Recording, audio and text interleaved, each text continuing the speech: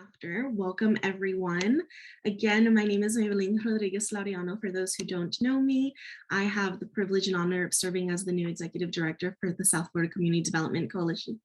It's a big name, also known as SFCDC. And I joined back in September. I'm very excited to be a part of this team and group of dedicated advocates trying to champion comprehensive community development here in South Florida, but specifically in Miami-Dade County. And today, as mentioned earlier, is our first quarterly housing policy roundtable. So hopefully you all are in for a treat. We have a great lineup of speakers.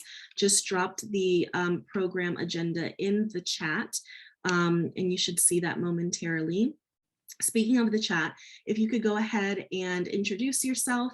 I know most of us are amongst friends, but we would love to, just for introduction's sake, make sure everyone knows who is who. Share your name, perhaps your what part of town or the county you're coming in from, as well as your organization if you are affiliated with one.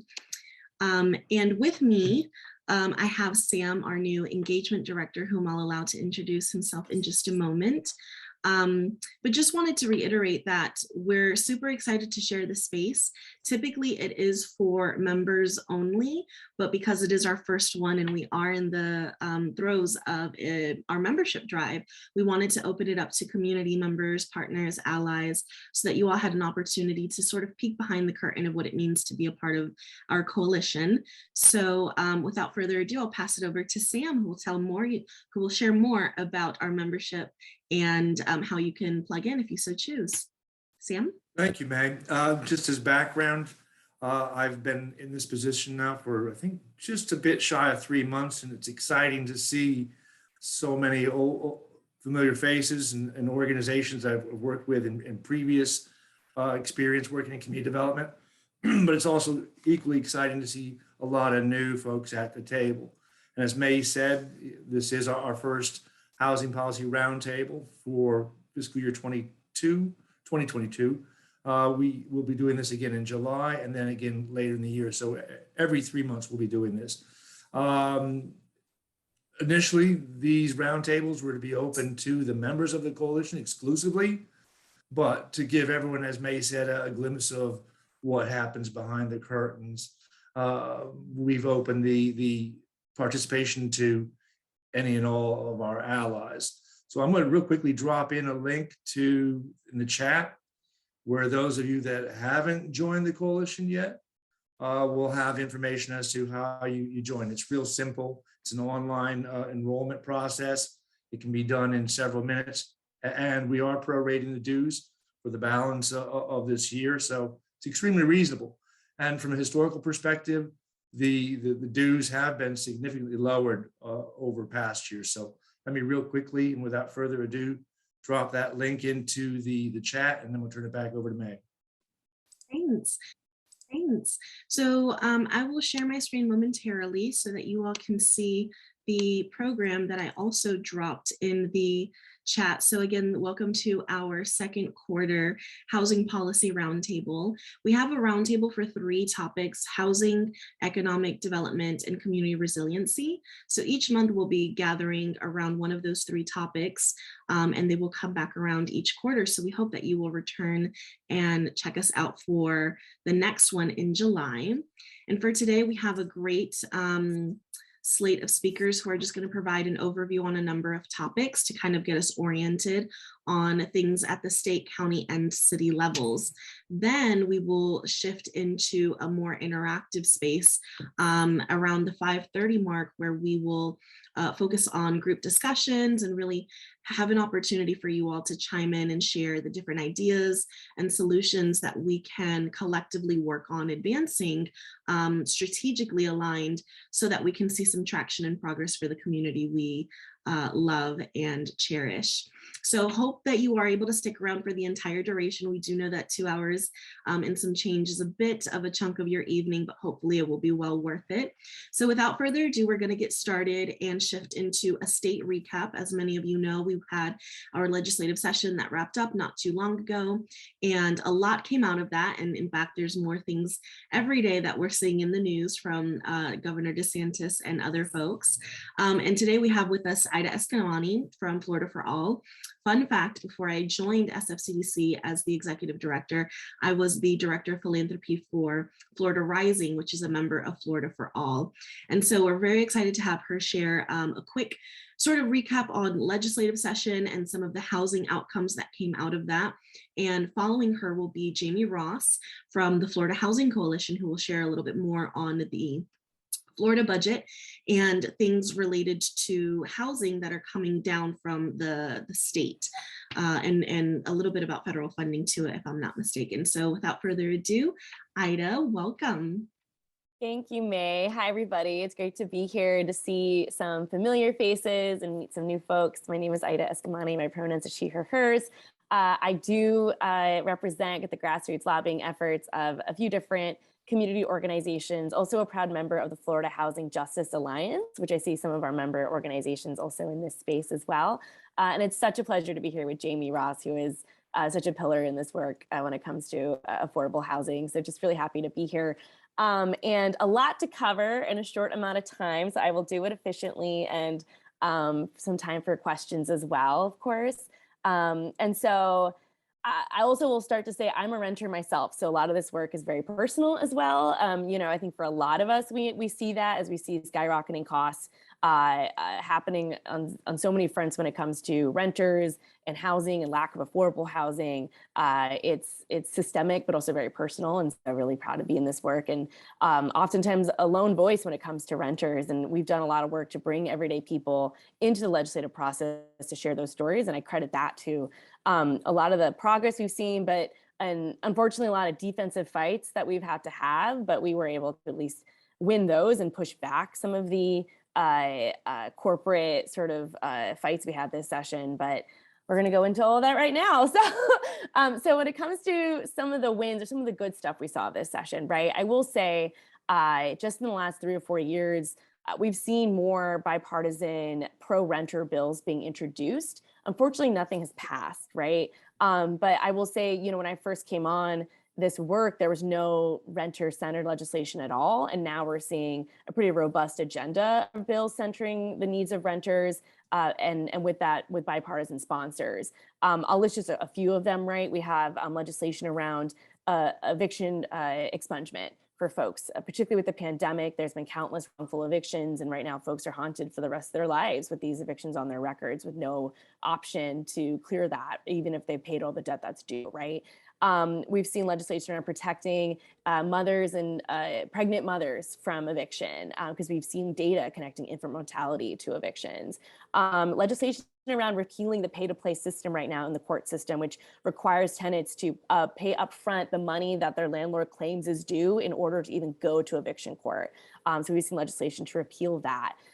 Legislation prohibiting discrimination based on COVID-19 evictions, because we know many of those have been wrongful and happened even while we had a moratorium in place. Legislation around allowing more flexibility when it comes to tourism tax dollars, which the tourism industry opposes, but I would argue accessible housing and affordable housing is good for tourism, because a lot of our workers need access to housing to support the tourism industry. And also legislation around repealing current preemptions to allow more local solutions when it comes to the housing crisis. These are good bills, and many of them, like I said, bipartisan. Unfortunately, none of those bills passed. So we continue to fight on that side. And unfortunately, renters were very much on the defense this session. We were able to defeat House Bill 537, called Fees in Lieu of Security Deposits. And this bill was sponsored by Representative Mooney and Senator Boyd, backed by hedge fund, out-of-state special interest, LeaseLock, Jetty, and Rhino. And their entire business model is selling a fake insurance to tenants does not actually provide any insurance coverage, and they work with landlords and sell directly to tenants, essentially perpetual non-refundable fees in lieu of security deposits, but there's no actual protections around those fees. And again, there's no cap to these fees. And security deposits are one of the last areas of protections for tenants in Florida statute, and it completely guts and undermines those protections. This was a fierce battle, but we were able to defeat this bill. It passed the House, but failed to pass the Senate. We do expect to see it again. And it was unfortunate that tenants had to be on the defense in the moment as rents are skyrocketing, but we were able to defeat that bill. And we had some really good amendments introduced on that legislation that were also struck down. We had an amendment to cap all rent increases at 10%. That was rejected by the legislature. We had an amendment that was by Representative Nixon. Representative Carlos Guillermo Smith introduced an amendment to stop abusive application fees. He also introduced an amendment to cap all security deposits at 1 month's rent. That was also rejected. And Rep. Nixon also had an amendment around prohibiting source of income discrimination, which was also rejected. But I name those to lift up the solutions that are being put forward, right? And the champions that we have trying to pass good policy for everyday people. We were also able to defeat legislation that was introduced by Senator Ana Maria Rodriguez. And actually it was an amendment that was put on the bill that we were able to get removed, and grateful that she agreed to do that. But it was an amendment that would have essentially allowed developers to turn affordable housing into high-priced condos. And at a time when we need more affordable housing, it was really stunning to see this amendment come out of nowhere on a good bill, actually, on Senate Bill 196. And so we were thankful to see that amendment removed and that bill put into better posture. But that was, again, just another reminder of how powerful a lot of these special interests are in taking good policy and trying to make it to their benefit, right? But that was another defensive moment, but through public feedback and working with the senator, we were able to remove that amendment. And that bill was, again, a good bill that will actually help the housing crisis. Representative Woodson had a really great bill around helping homeless youth navigate homelessness and get connected to resources. So that was a really good bill. And Senator Garcia did that along with her. So those are two South Florida representatives that had a good piece of policy. I will note on that fees in lieu of security deposits bill, it had a vote record that was real interesting. The majority party all voted for it, but a few South Florida Democrats also voted for it. And so that was, it's in a time when tenants are facing countless skyrocketing costs and fees. We wholeheartedly oppose any new perpetual non-refundable fees. So I just want to note that when it comes to corporate influence, there's certainly it's a mixed bag sometimes when it comes to who is supporting these things. This is sort of a mixed win, I would say. HJR 1, which is homestead property tax exemptions for specific public service workers. Of course, we love and support relief when it comes to property tax for essential workers, but we also know property tax is a really important local revenue, right? And of course, revenue is important to invest in infrastructure and housing and those pieces. So it's a win in one side because it's tax relief, but property tax is actually one of the more equitable forms of taxes. And it will impact local revenue for a lot of local governments. So it's a mixed, win, I would say, in that sense.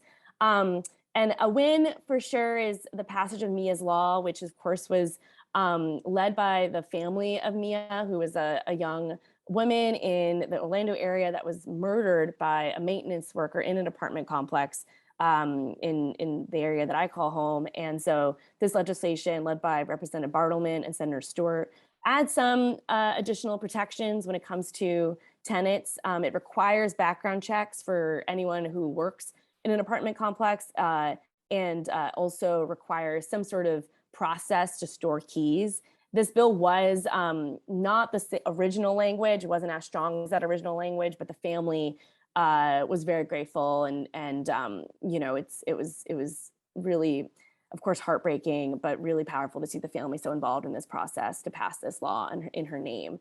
So we certainly look at that as an important piece of legislation, and hopefully, of course, protecting renters who are vulnerable. To wrap up, because I know I want to give time for questions as well. I'll note that there were ultimately no solutions passed when it comes to increased protections for renters. I know Jamie is going to speak to more of the funding piece, but we saw reductions in when it comes to programs to fund the construction of affordable apartments, right? There were no solutions to address the Surfside tragedy to prevent another Surfside, no solutions on that. There were no solutions to address the property insurance crisis, and there will be a special session now at the end of May to address that. I will tell you, alarmingly, as we look at the special session call, it's very much centered towards supporting the insurance industry and not as much consumers right now. We have not seen any legislation yet, so we're all watching that, right? But from our perspective, the most important thing is protecting consumers and keeping costs down for consumers. So that'll be our North Star when it comes to this special session.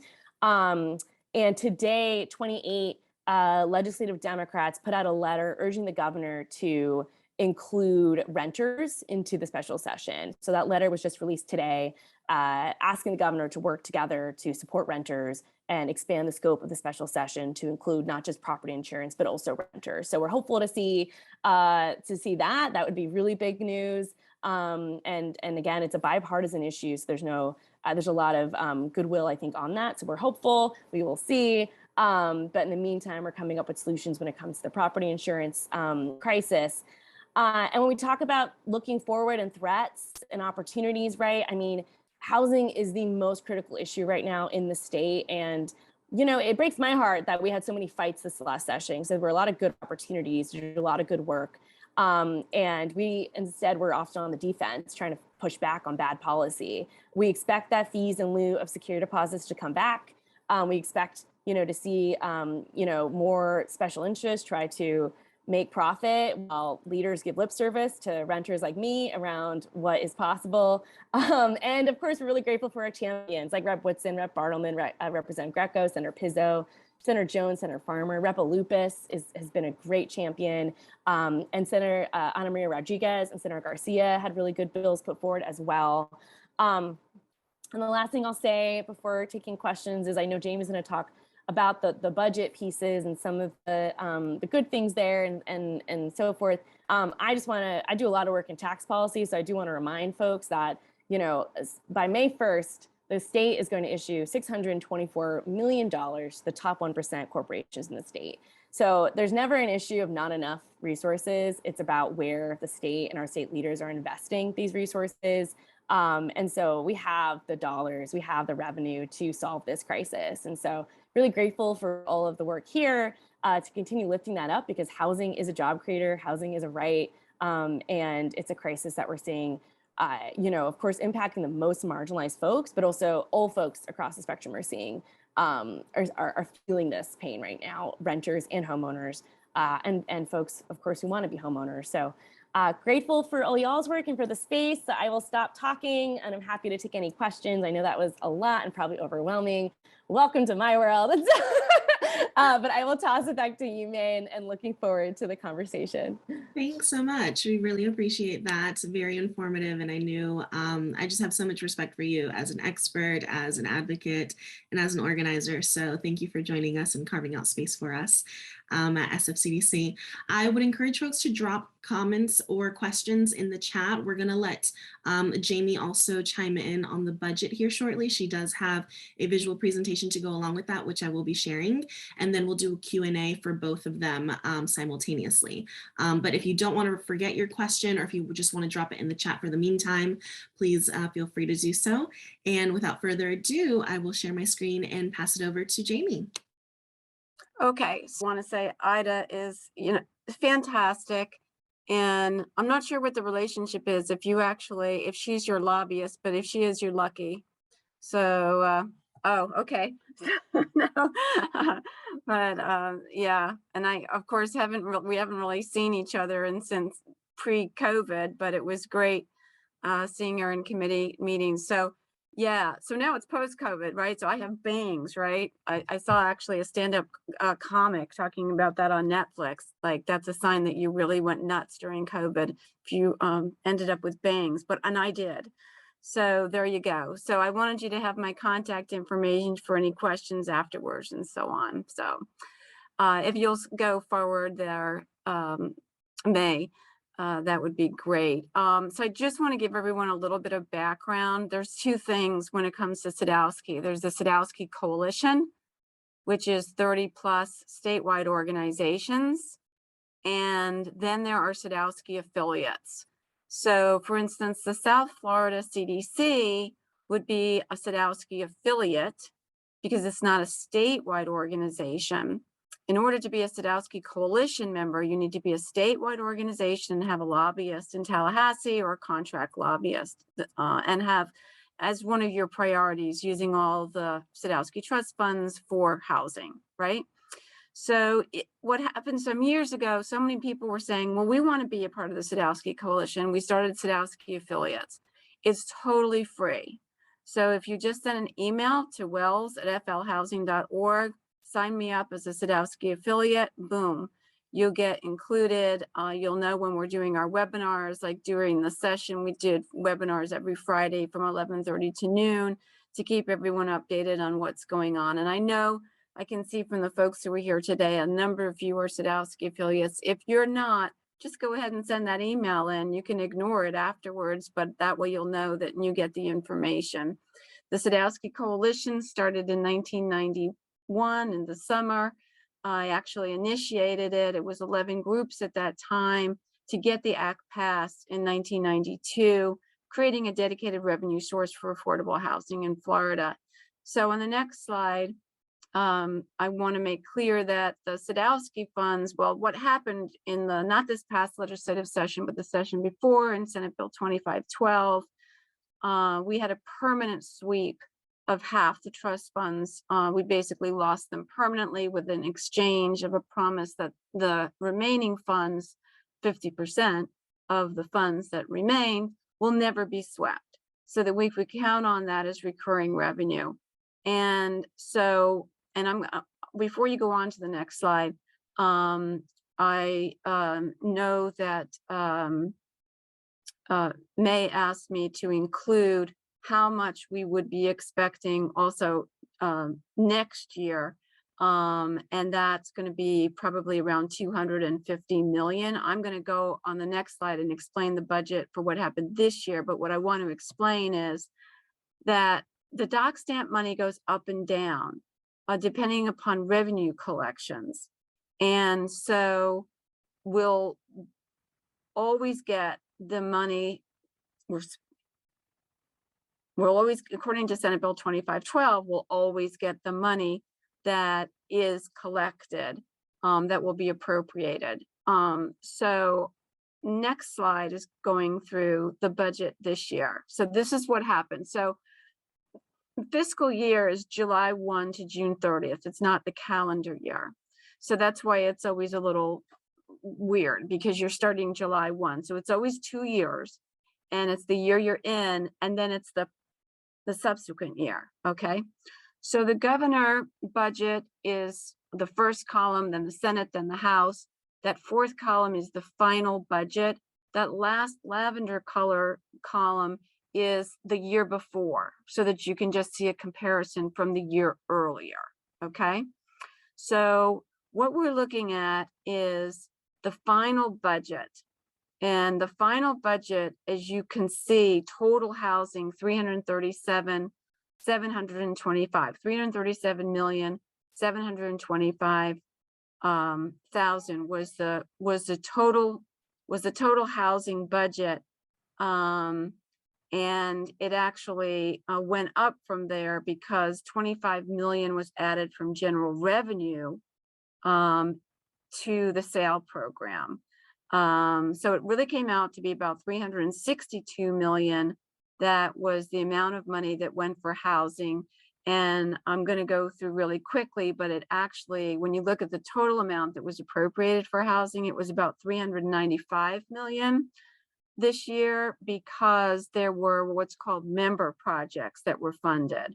So for instance, some projects in Miami got direct funding, housing projects got general revenue funds. So that's outside of Sadowski funds.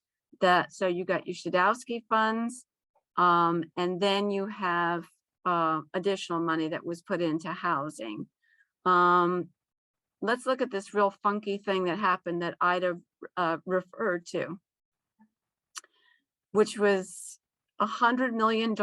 As you can see, you look at the Senate budget, the second column, and you'll see there is zero in there for a home ownership program for workforce housing, where you see 40 million in the governor's column. What was that 40 million? Where did that come from in the governor's budget?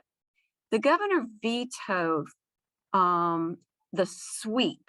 This was a good thing. He vetoed the sweep of sale money from the year before. And so that 40 million was sitting in the trust funds. And he put in his budget that it would be used for a workforce housing program, no other real explanation. But then Senator Hooper filed Senate Bill 788, which was basically for the realtors after they had run this attempt, a constitutional amendment to basically use a, well, never mind, I don't want to go into their constitutional amendment. They axed it, and then they came up with this sort of way to, I want to say, save face by saying they'd work with the legislature on another program that became the Hometown Heroes program. How it went from 40 million to 100 million, nobody seems to know, but it did. This all happened toward the last week of the session. Originally, it was coming out of SHIP. Then in the last 72 hours, they kept SHIP whole and took it out of sale. So what you see is the Senate held firm to using all the housing trust fund monies for housing. The House agreed to that, but they created this Hometown Heroes. They didn't create a program. They just funded a non-existent program called Hometown Heroes and took it out of sale. So sale got whacked by 100 million, and that's what Ida's talking about. So that's a rental housing program when rental housing is really desperately needed. And that money is now put into a home ownership program for Hometown Heroes. That program hasn't had the first rule workshop. I understand it will soon. It is totally within the Florida Housing Finance Corporation shop. It's not anything that my organization really knows about. And I'd like to clarify something about my organization, because people really think of us as an advocacy organization because of our Sadowski work, but we're not. We provide training and technical assistance. We're a 501c3 that does training and technical assistance. So we are not doing the training and technical assistance on Hometown Heroes, to my knowledge. And so we don't have anything to do with it. So that'll totally be coming out of the Florida Housing Finance Corporation's shop. And I know that they will be doing rulemaking on that. And I imagine folks in South Florida will want to have, some input in that, and you'll have that opportunity. So that's really it. In other words, we did get the full appropriation of the money, but there was this weird thing with Hometown Heroes, which should be a one-time thing. We shouldn't see that next year. I know some folks, I think the Homeless Coalition is going to be asking for an additional 100 million to make up for that, that goes into the sale program. So something to think about for next year. So that's it on the budget. I don't want to take up more of your time on that. I really want to get to the next. The next slides are just for your use. So May, you could just sort of send these. This is the most important thing I have to say. Look at these dollars. Okay. Miami Dade has got $528 million. 100% of that money is eligible to be used for housing. Obviously, 100% is not going to be used for housing, but I want to make that point really, really clear. This makes Sadowski money look like peanuts. And I was asked to talk about Sadowski, and I spent that time on it. Maybe I shouldn't have spent that much time on it, because this is what you should be working on. 100%. This is what you should be working on. You may be told the budgets, they already budgeted for the money. They can go back and change the budget. The second tranche of money hasn't even come in yet. When local governments were deciding what to do with their ARPA money, there wasn't clear guidance from the Treasury. Folks weren't sure if they could use it for housing. There is totally clear guidance, and I've provided May with a handout that you can share with everyone on the eligibility of the ARPA money for housing. This is a once in a generation opportunity. Please don't let it go by. Anything. I mean, if it's housing related, this money can be used for it. You can buy land. It can go into community land trusts. It will be affordable in perpetuity. This is an enormous opportunity for housing to get deals funded in every way. This money is intended to be grants, but that doesn't mean it can't be a loan to help a tax credit project like a 4% deal. It's a little complicated, but it can be. And so I think the next slide I have is that we're having a webinar on this. There's over 400 people registered already for this webinar. But I invite each and every one of you to register. It's free. All of our stuff is free. And we're going to be covering what I'm talking about here. So shout out to the local governments. Some local governments are using money, the ARPA money for housing. We want them to use more. Right now, St. Petersburg is the leader in the state, using over 76% of their ARPA money for housing. Last time I looked, Broward County was using 6% of the money for housing. So sometimes people talk about in dollars amounts. Oh, they're using $15 million. Go back and look how many millions they're getting. There is no lack of resources here. That's it. I'll be quiet. Thank you so much, Jamie. Such a wealth of knowledge, literally telling us all about the dollars and where we need to get them, because capital is a big, big part of the solution here. I see there's been a couple of questions in the chat already, and I see Doug also had his hand up. So we'll give a couple of minutes to address those, and then we're going to transition into our next segment, which is going to focus on the county. So Doug, if you want to go ahead and ask your question, and again, want to be mindful of time so we can respect all of our speakers who have generously joined us with their expertise and knowledge. Yeah, mine was more of a statement. In today's newspaper, DeSantis vetoed the net metering law that was passed, which is a great thing for the environment. I think it's a plus for housing as well, because FPL and other power providers would have been able to charge additional fees and make it more difficult for homeowners and other people to install solar. So it's one small victory, but at least it happened. And I just wanted to comment on it. Thank you so much. I appreciate it. I could just thank all the advocates on this call that fought so hard on that. That was a win for the people. And I truly believe when we expose corporate greed, we win. And so just continuing to do that, I think we forced that veto. That was a win for people. Yes, thank you so much, both. And Doug, don't forget to pull your hand down so we don't get confused later. But yes, I see Jen dropped a link in the chat. I'll also in just a moment share the presentation that I just had with all of the details, as well as in the recap email that we will be sending out later this evening. So you can be sure to be on the lookout for that. I think all of the other questions were addressed during the presentation. I think Zaina has her hand up. I can't tell with the background, sorry. I do, and sorry. No worries. Lots of posters and flyers happening at our office. Hi, thank you so much for the information.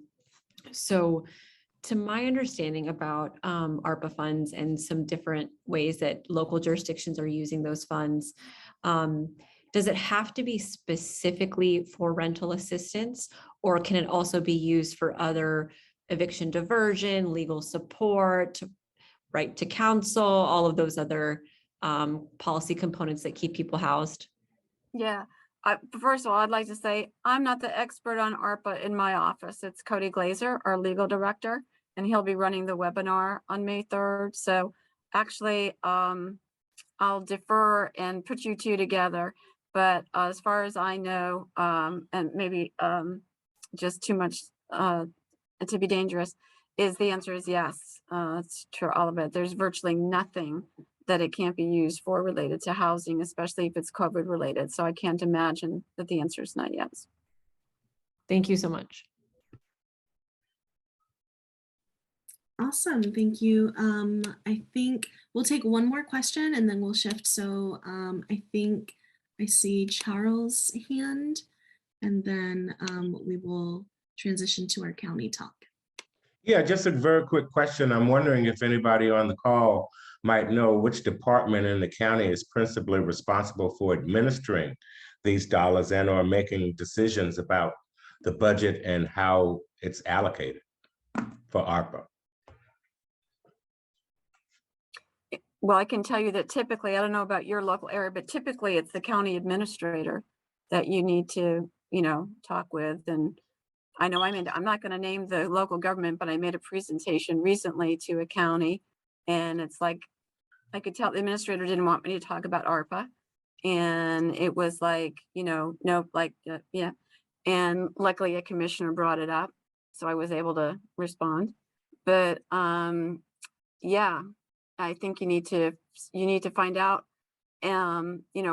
what the budget, what your budget is right now, which you can find out. Actually, that gets filed with Treasury, what they're planning on using it on, but it's typically out of the county administrator's office. And this is hugely important. You'll find they're funding things like Palm Beach Gardens was in the news because they're funding a golf course. Another group is another local government. I'm just funding tennis courts, or funding things that they were already going to pay for out of general revenue. I mean, you're never going to see money like this again. That's what I'm thinking. So that's why I'm very passionate about this. I would drop everything to jump on this. We will gladly take up that clearing call down here in South Florida and help advocate locally. In fact, we're transitioning now to our county folks, so maybe some of them might be able to shed some light. But again, thank you so much, Ida and Jamie.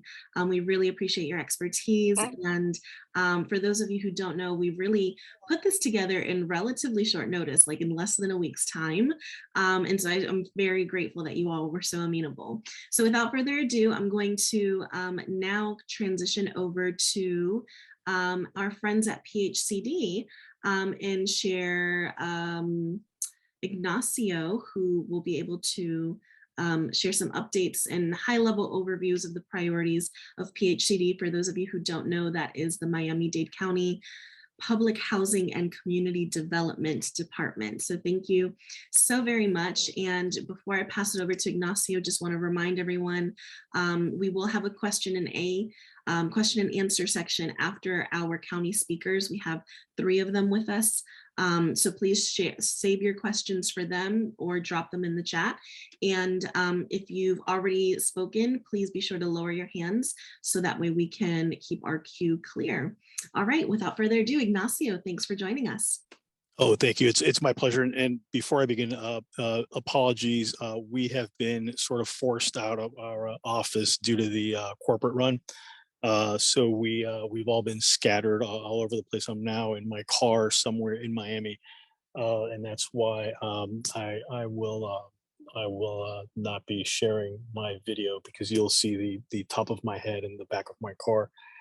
And another thing is that it's always difficult to follow such a great presentation, because inevitably anything I have to say is nowhere near as interesting.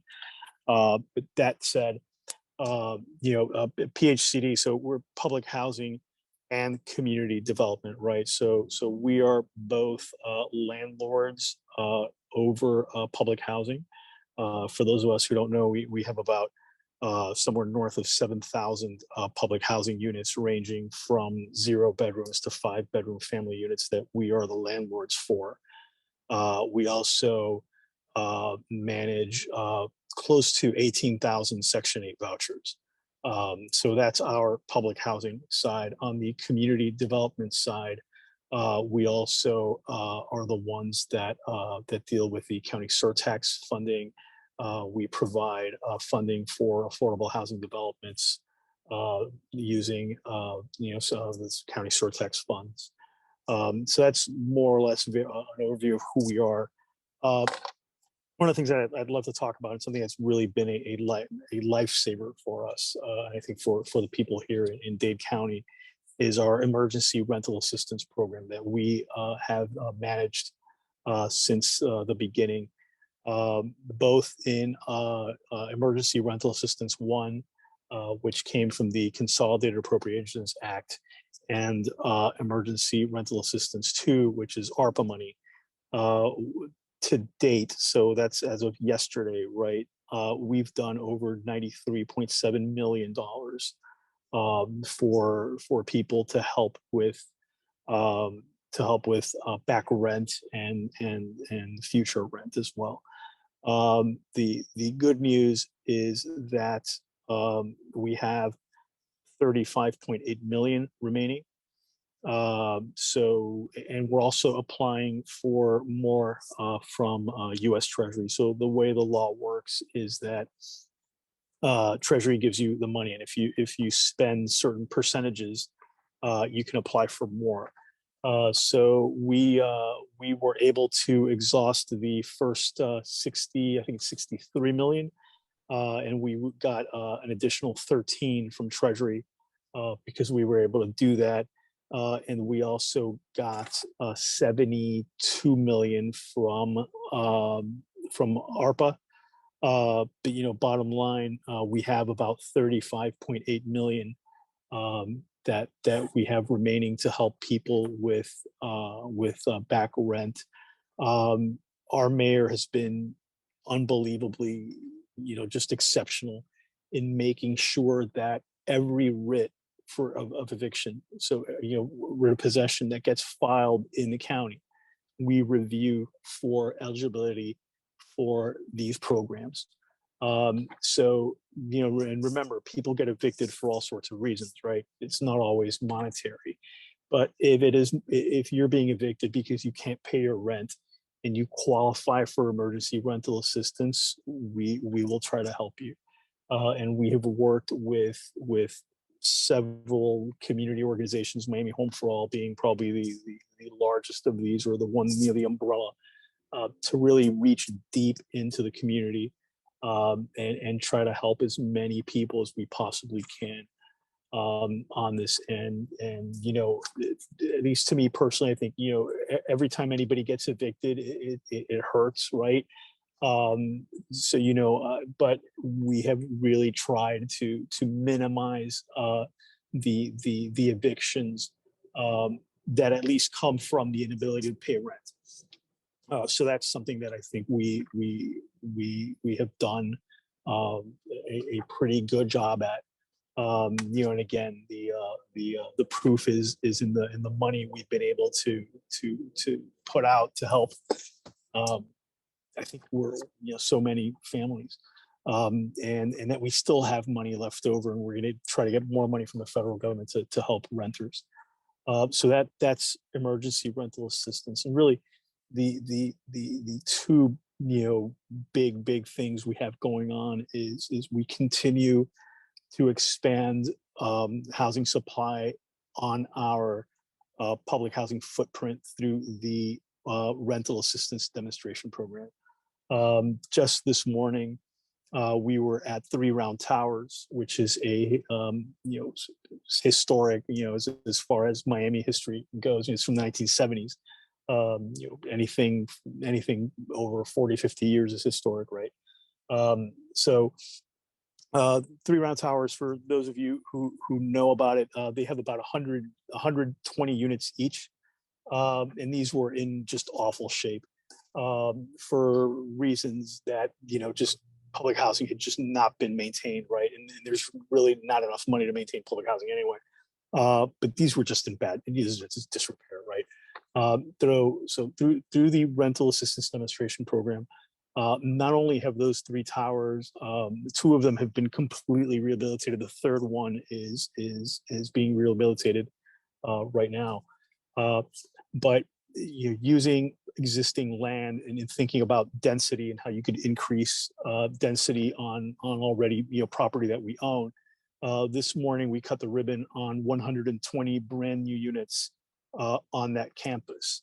And these are for 80% AMI or below, meaning that if you're a single person who makes $50,000 a year, you qualify for one of these units. 45 of those units are for ELI, extreme low income, 30% of the area median income. I think the last time I checked, it was at around 22,000 for a single person. So that's something we did this morning. When it's all said and done, that campus will probably double the amount, if not, I think it's more than double the amount of units that are there before. And that's just a very recent example of what we're doing. I think we've received approval from the federal government to convert 6,500 of our public housing units into RAD units, right? And so those 65,000 public housing units will all be brand new. But then on top of that, we think that we, through density and other means, we can pump it up to a total between 20 and 25,000 units, all on land that is owned by public housing and community development, right? So that is one area of what we're doing. The other section of what we're doing, which is the community development, and I think we have some of my colleagues on here from CD on the phone, is to provide that funding for affordable housing projects. Just last week on Monday, we cut the ribbon on a project down in Homestead, right, called the Landings. This is a project, a set of buildings that were destroyed during Hurricane Andrew. The developer tried to, they tried to rehab them, but it just really never worked, right? So they did a complete, just, down to the studs, basically, rehab. And again, last week on Monday, we'll cut the ribbon, 101 new units using PHCD financing along with others. So these are, I think the cap over there was 60% AMI. But again, and both on our RAD projects and on the affordable housing projects, me as just a regular person, I walk into these units and I look at them and I'm like, man, I'd live here, right? And I invite all of you to anytime, the next time we do one of these, just show up and look at these units. And these are places that I think people are proud to live in, and at least to me personally, I think it's important to give people a place to live with dignity and a place where they feel good about where they live. I've toured a lot of our older public housing sites, and I'm like, man, I just can't see people living like this. Just as a person, as a human, I just can't walk in there and say, yeah, fine, let them live like this. No, I can't, right? And to see the look on people's faces when we've actually taken some elected officials, and I won't say who they are, but that used to live in public housing, right? And we've taken them to the new public housing. And one of them started crying, and I kid you not, just the change, the transformation, the going from, just because you're poor, just because you're down on your luck, doesn't mean you can't live in a really nice place, right? And I love showing off these units, because I tell them these are affordable units with market rate looks. The building we did today, Brisa's, is gorgeous, gorgeous granite countertops, you know, the tall ceilings, you know, high energy, high efficiency appliances, the fixtures in the bathrooms and in the sink, you know, the deep sink. I mean, just, you know, by the way, a full gym, a game room, a community room, access to a new community center. You know, these are places that I'm proud to show, and I think people are proud to live in. Now, that's really what motivates me to you know to go to the office every day, to be able to work on these issues. You know, giving people a place to live. I mean, I don't know that there's anything more exciting than that, right? It's where you live. It touches you really at the core of who you are. So I'm you know, it makes me happy to be able to say, man, we are really delivering some really exceptional product to people out there, regardless of their income bracket. And that's something that we do, and it's something that we're pushed to do by our mayor and by our board all the time. And you know, two more things, and I'll close. Our mayor has just announced something that she's calling building blocks, right? And these are all actions that are meant to ameliorate the housing crisis that we find ourselves in.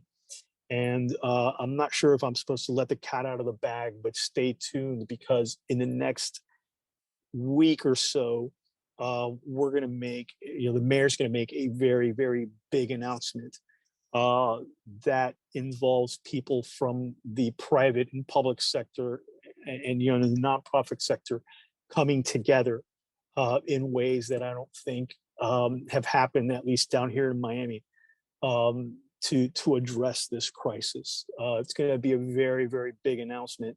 We've been working on it now for a couple of weeks, but it's stay tuned, because you know, when people in the private sector say, hey, we'd love to help, well, this is a way that you're going to be able to help, right?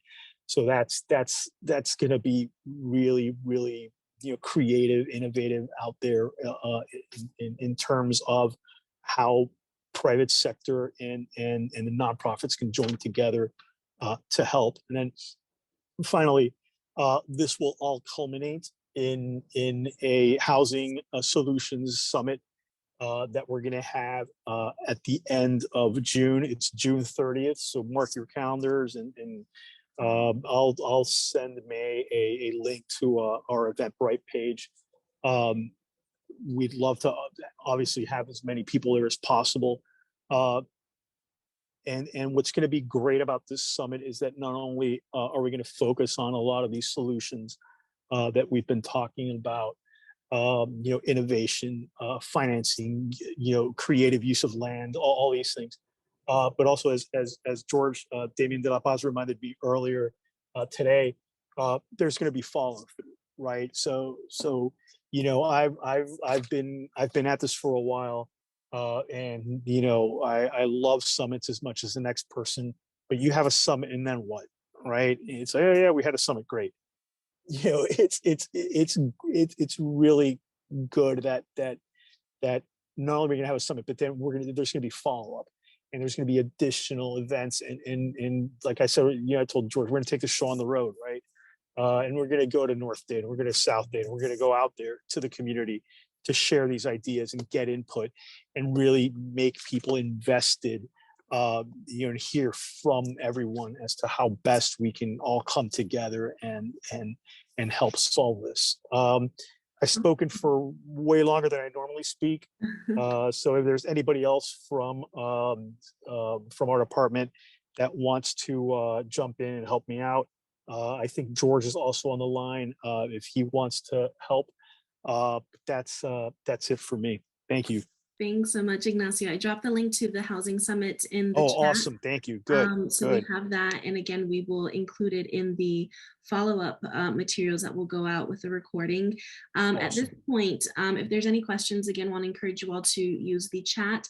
I'm going to actually pass it over to Sabrina, who is from Miami Homes for All. Ignacio mentioned that, you know, they're one of the cornerstone partners that we rely on pretty heavily here in Miami-Dade County on all things housing. So Sabrina will be representing and sharing a little bit about what they do and the affordable housing framework that they have helped put together and are leading in the county alongside many of us who are familiar with it. And then following Sabrina, we'll actually have George share a little bit more about the Housing Summit and the new office that Dolores was just appointed to in an announcement earlier this month, along with the Building Blocks program that Ignacio just mentioned. So without further ado, I will pass it over to Sabrina, and she has a visual presentation, which I will screen share for her. So take it away, Sabrina. Thank you, May, and hello, everybody. It's so nice to see everyone. For those who don't know me, Sabrina Velarde, I am the Policy Director with Miami Homes for All until tomorrow. I will be a county employee as of next week, which I am very excited about, and I can mention at the end of my presentation. But you can move through to the second slide. So for folks who are unfamiliar with Miami Homes for All, our mission is to end and prevent homelessness in Miami-Dade County, and we do our work through policy research, advocacy, and collective impact. We believe that everybody in Miami should have a safe and stable place to call home. And so all of our work kind of feeds into that, both in the affordable housing space and in the youth homelessness space. The next one, thank you. So many of you have seen these numbers already as well, but when we published the Affordable Housing Framework in July 2020, at the beginning of the pandemic, these numbers were relevant then just as they are today, and they've only continued to increase. So we know generally that 250,000 households in Miami-Dade County are not only cost burdened or paying more than 30% of their income on rent and mortgage, but they're also earning less than $35,000 a year. And so these are the households that we think about, that we are concerned about when we come up with policy recommendations. That research also told us that we need 121,000 affordable homes just for renters earning up to 50% of AMI. On the home ownership end, up to 80% of AMI, we need about 50,000 homes. We can move on to the next one. Thank you. So what do those residents do? What do they look like? How much rent can they afford? The University of Florida's Schimberg Center has helpfully done this analysis, and this remains updated. So folks in these service professions can afford between $500 to $900 a month in rent. We just heard, I think there were 3 articles this week on what the average rent looks like in Miami and what we're thinking about. And that looks like $2,500 on average in much of Miami. And in many places throughout Miami, rent has increased 30 to 40%. I believe I just saw an article this morning where there were 50% increases year over year between January of last year and January of this year. So these are our focus. These are the folks who we are working to help in Miami. Next slide. PALM. So the Affordable Housing Framework, and I will drop the link in the chat when I'm done, but it is www.affordablehousingframework.com. I came up with that myself. I'm very proud of it. So the PALM priorities are how we're focusing our work. So first, we're focusing on preservation. We believe that it is necessary to reinvest in the affordability and the affordable housing that we do have. Next is A, and that's assisting renters to prevent displacement and just anti-displacement policies in general. There is a very prescient one coming up next Tuesday, the Tenant Bill of Rights, which Miami Worker Center has been leading the campaign for. Third is land. How are we using publicly owned land? How do we streamline and create transparent processes for the use of public assets? And finally, as always, as we all know, as we heard from Jamie earlier, money.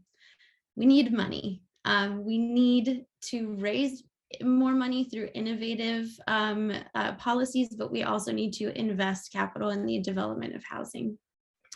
Next slide, please. So since 2020, in preservation, we have created a new pre-development loan product with Florida Community Loan Fund, which we are very excited about. They have already started to allocate some of those funds. And I will share, there's a fact sheet for that loan fund that I can actually share with May after this so that she can share out with everybody. And I will give you the contact information for those of you who don't know Jim Walker. But there are projects identified for preservation pipeline, and we are in the midst of conducting a resilience assessment for preservation properties. As Ignacio mentioned earlier in the anti-displacement section, so the Miami-Dade County Eviction Task Force has been a group that we have been coordinating since, I want to say, December 2020. As soon as all of these federal funds started coming down, we realized that there was this need for county and cities to coordinate how we were allocating rental assistance funds, and also to bring in community organizations who are on the ground actually helping people fill out applications. And so the Miami-Dade Eviction Task Force is unique and innovative in that this is really the first time in Miami-Dade County where that is happening, and it's been incredibly successful. They've spent down much of the rental assistance in the city of Miami, city of Hialeah. Miami Beach no longer has rental assistance funds, but there will be some more coming soon. And a large part of that was a result of this coordinated effort and this continued communication that we've been able to push forward as a group. In land, there is a public land policy proposal that we are pushing for at the city of Miami, along with May and Catalyst and our other public land for public good partners. I think I saw Malika on here earlier as well. So we are working very hard to get that move forward. We did secure a commitment to a competitive process on one of the larger lots in Allapattah, actually. And the overall goal of public land for public good, which is being led by May, I should say, is to just ensure that transparency and community engagement in that process. And finally, on money. So I mentioned earlier that we created the new pre-development loan fund product with Florida Community Loan Fund.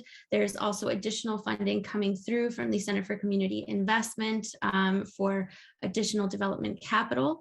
And we're currently working on a strategy for a larger scale local public investment.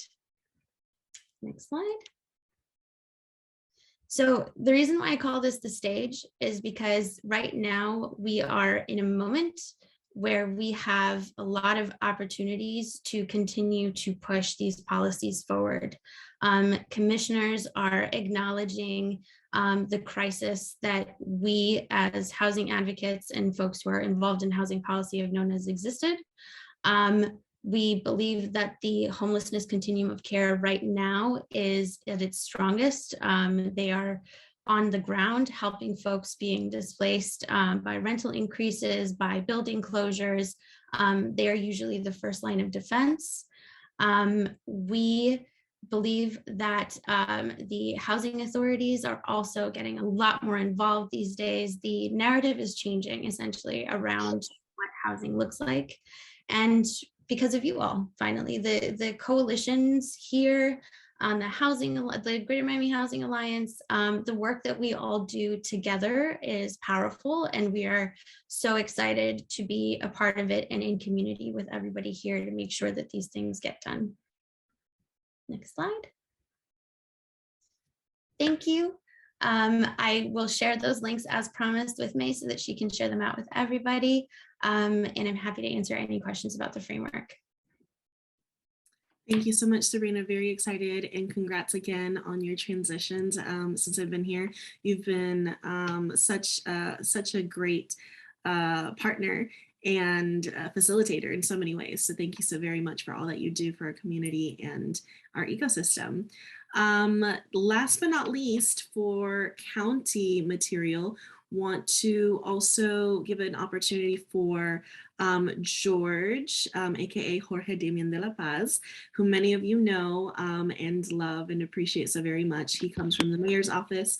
Wanted to provide him a few moments to share a little bit more about the housing summit that is coming up on June 30th. Again, the link I dropped in the chat, but just wanted to give him a couple minutes to speak a little bit more directly on the mayor's priorities, saying about 2 or 3 minutes, George, if that works for you.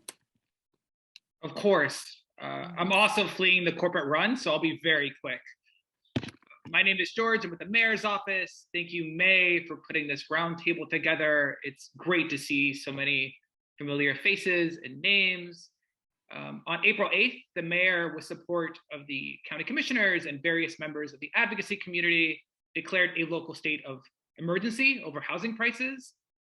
As everyone on this call knows, housing has been a long-standing issue in our community. For years, Greater Miami has consistently ranked as one of the least affordable metropolitan areas in the country. Those trends have only worsened during the pandemic. We are now seeing massive rent increases, prolonged population loss, and growing displacement pressures across the county. So at this press conference, the mayor released an emergency directive requiring her staff to take aggressive steps to cut red tape, identify new funding sources, and accelerate the development of affordable and workforce housing. We also launched $13 million in new federal emergency rental assistance funding.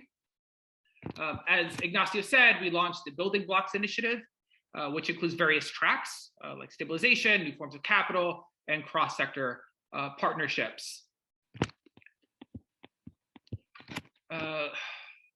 What else do you want me to add? So over the next few weeks, we'll be convening the various mayors to discuss how we can accelerate the pipeline of affordable housing. As many of you know, one of the big impediments is just how fragmented our governance structure is. We have over 30 different jurisdictions. That's 30 different zoning codes, 30 different boards, 30 different building processes. So we're going to convene all these mayors together to discuss how we're going to move the needle and maximize limited resources.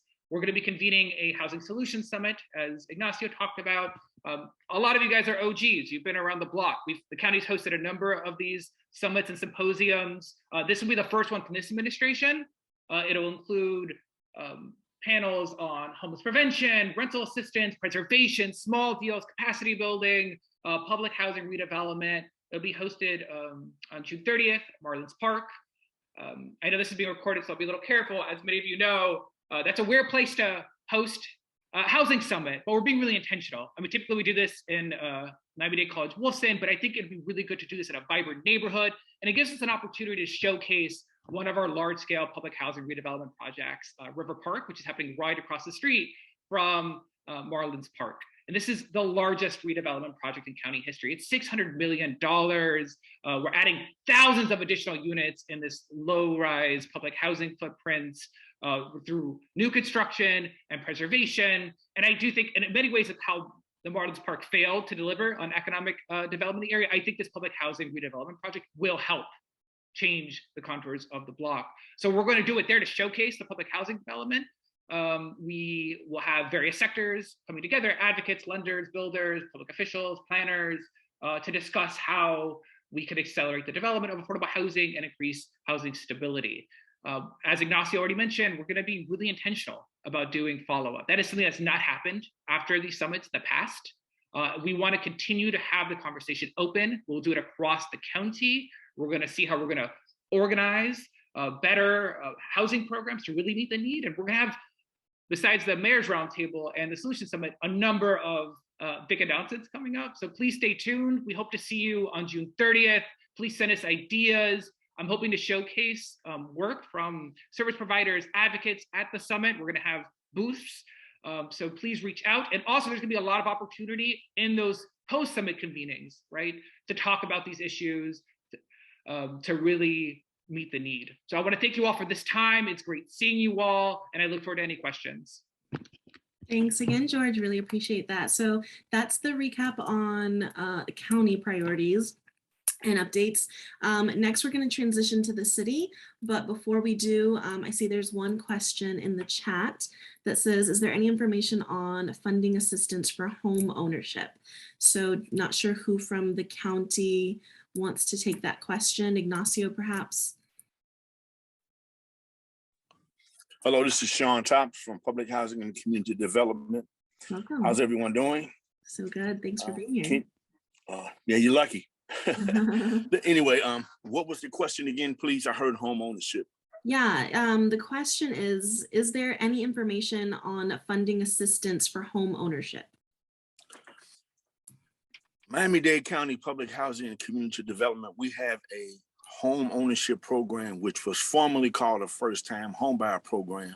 Home ownership program is called the Homebuyer Loan Program. All this information, without going into many details, can be obtained on our website. And if you want to, I can give my email out and you can email me and I can send it out.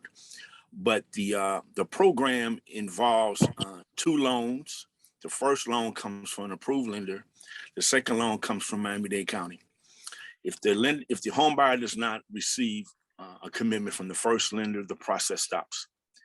If the home buyer receives a commitment from the first lender, the lender will send a package to our department in which we will contact the home buyer to provide forms of information to determine if they're income eligible. And from there, we have to determine if they're eligible or they can pay the loan. But just because they're income eligible does not mean that they will qualify for a loan.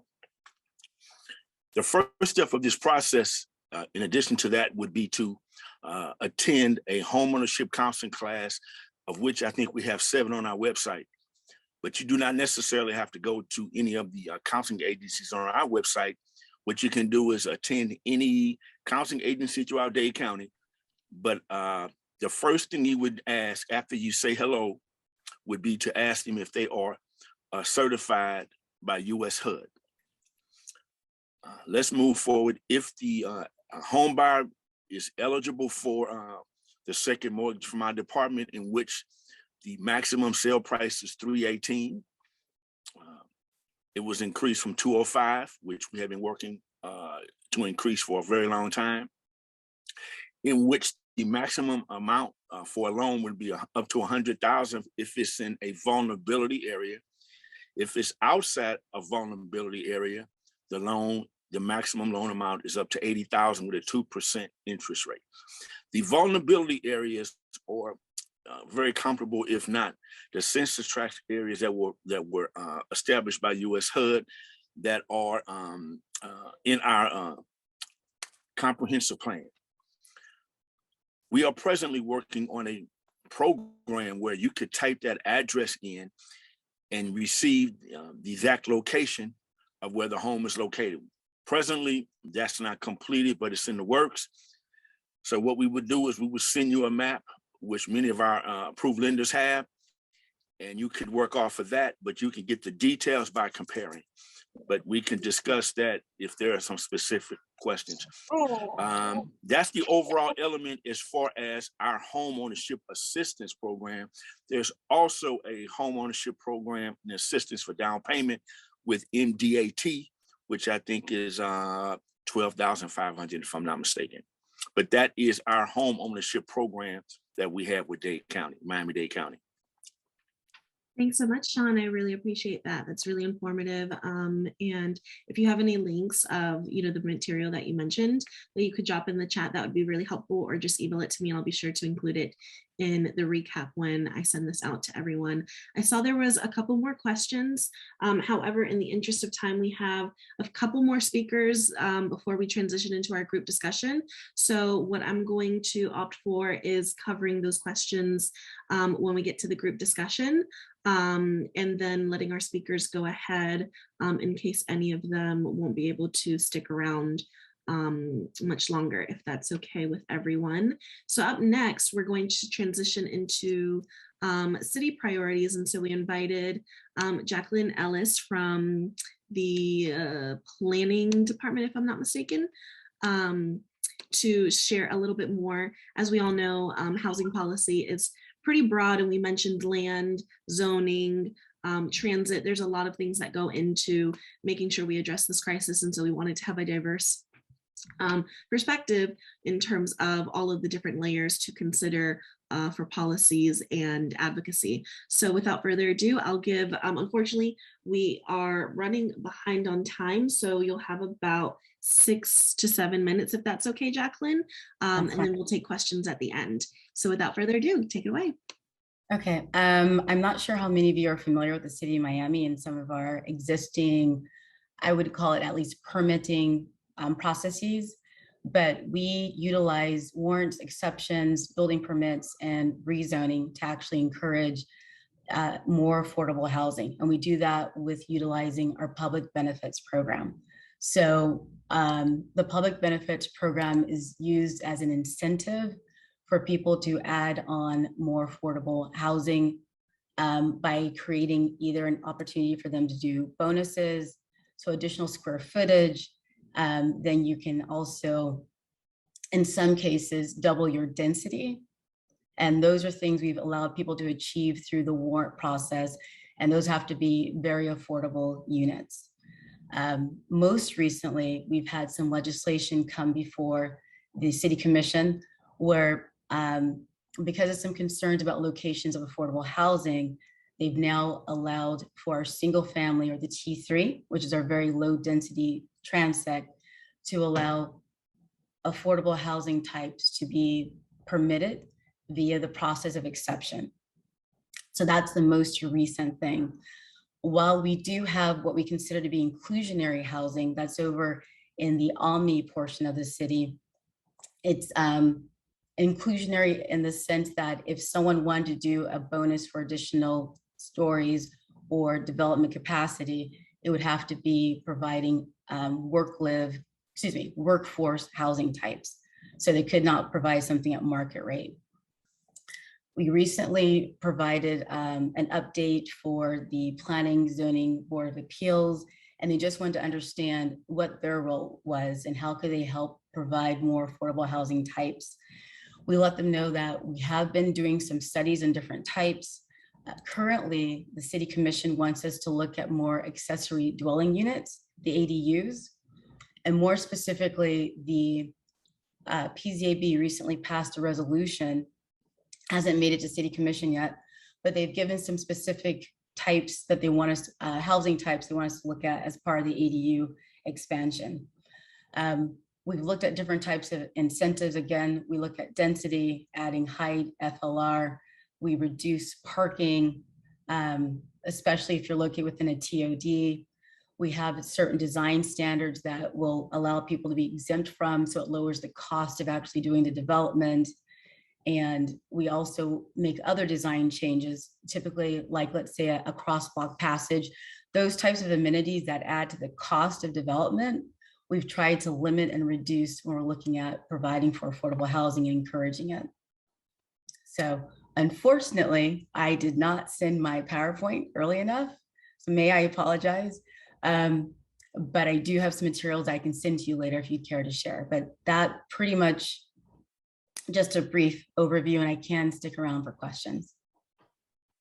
Awesome. We really appreciate that. I know some decisions were made this morning earlier today that some of us weren't too happy with, but we are going to continue advocating and working together to see how we can create the type of community development that we think is most beneficial to all folks in an equitable and sustainable way. I see, Kim, you have your hand up for a quick question. Yes, hi, Ms. Ellis. I thought I heard you say you're increasing density with did you say allowing increased density in single family areas or?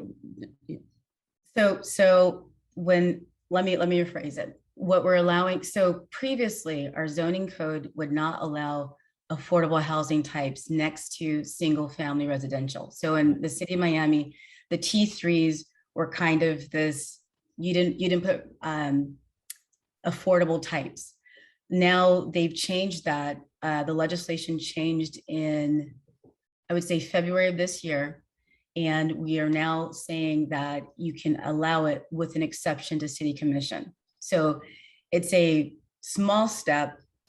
It would be nicer if it didn't require that exception to city commission and took the standard step, which is simply a warrant.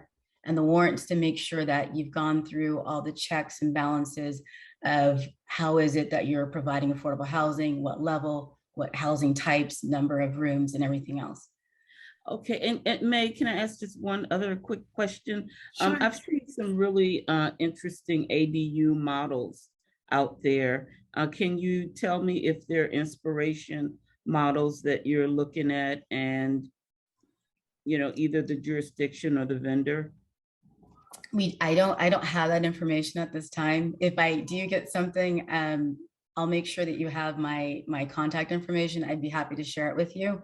This is, unfortunately, and I'm sure everyone's feeling it a little bit, we just have so many priorities that we keep moving for this priority, but then we had to do the legislation.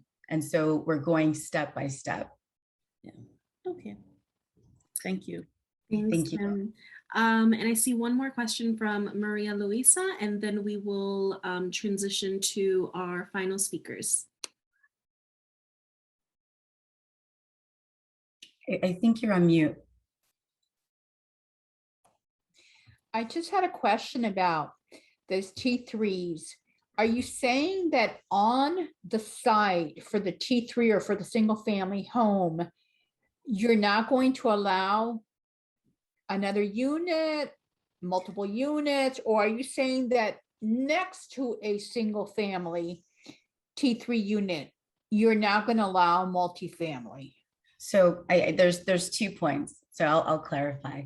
For the T3s, we are looking to see if we can have the accessory dwelling units.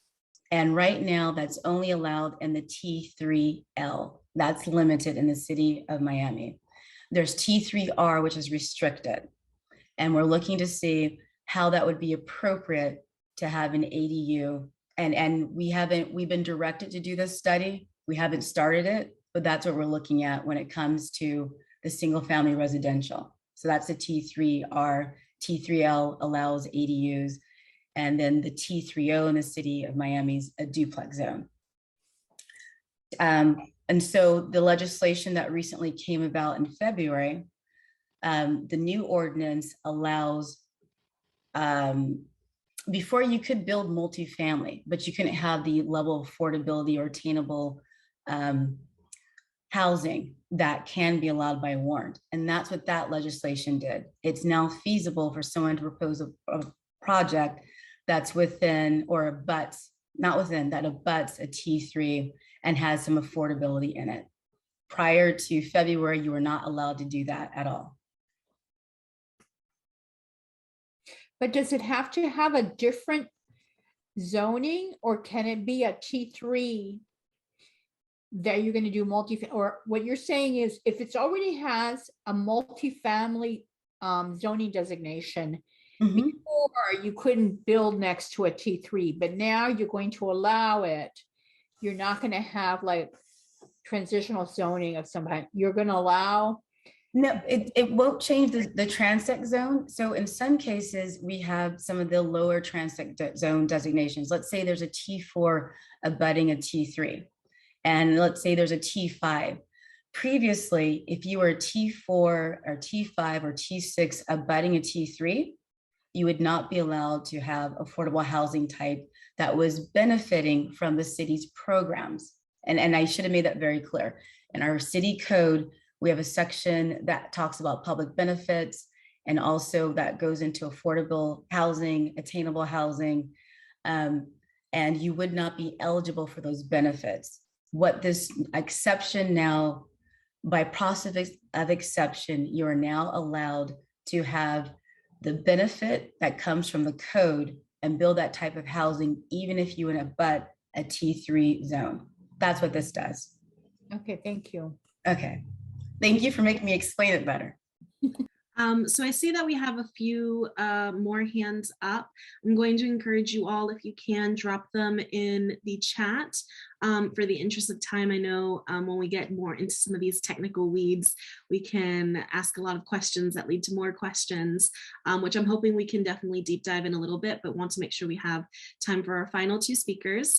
And then we will all have an opportunity to come off camera, take a deep breath, and really share some insights and opinions about how we think we can tackle all of these issues that are so near and dear to us. So without further ado, earlier you heard a couple of people mention the Public Land for Public Good, which is an initiative that SFCDC is now proud to help lead as the backbone entity. For those of you who do not know, it is a coalition of about 38 organizations at this point. And to share more about that is my colleague, who is also in our working group, Malika, who is the executive director of the Allapattah Collaborative CDC and has been a part of the PLPG initiative since its inception a few years ago. So she'll just very briefly cover 2 to 3 minutes of a high-level overview of what PLPG is, and we'll drop the link in the chat for any of you who want to get more involved in that.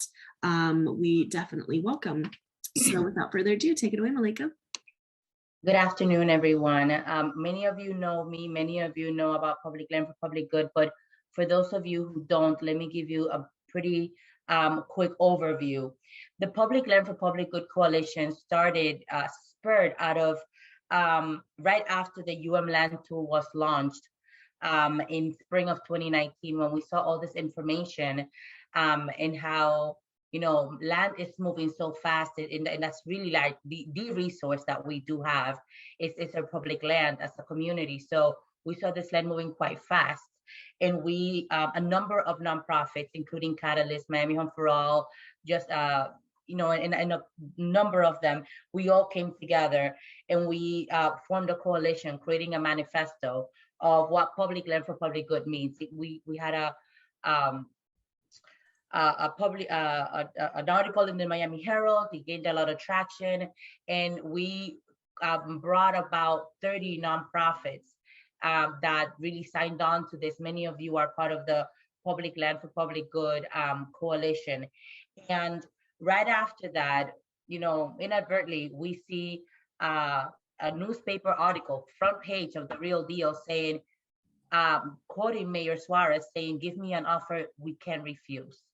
And that is him talking about the general service lot, which is about 17.8 acres of land, just about roughly, and how they want to redevelop that POD area.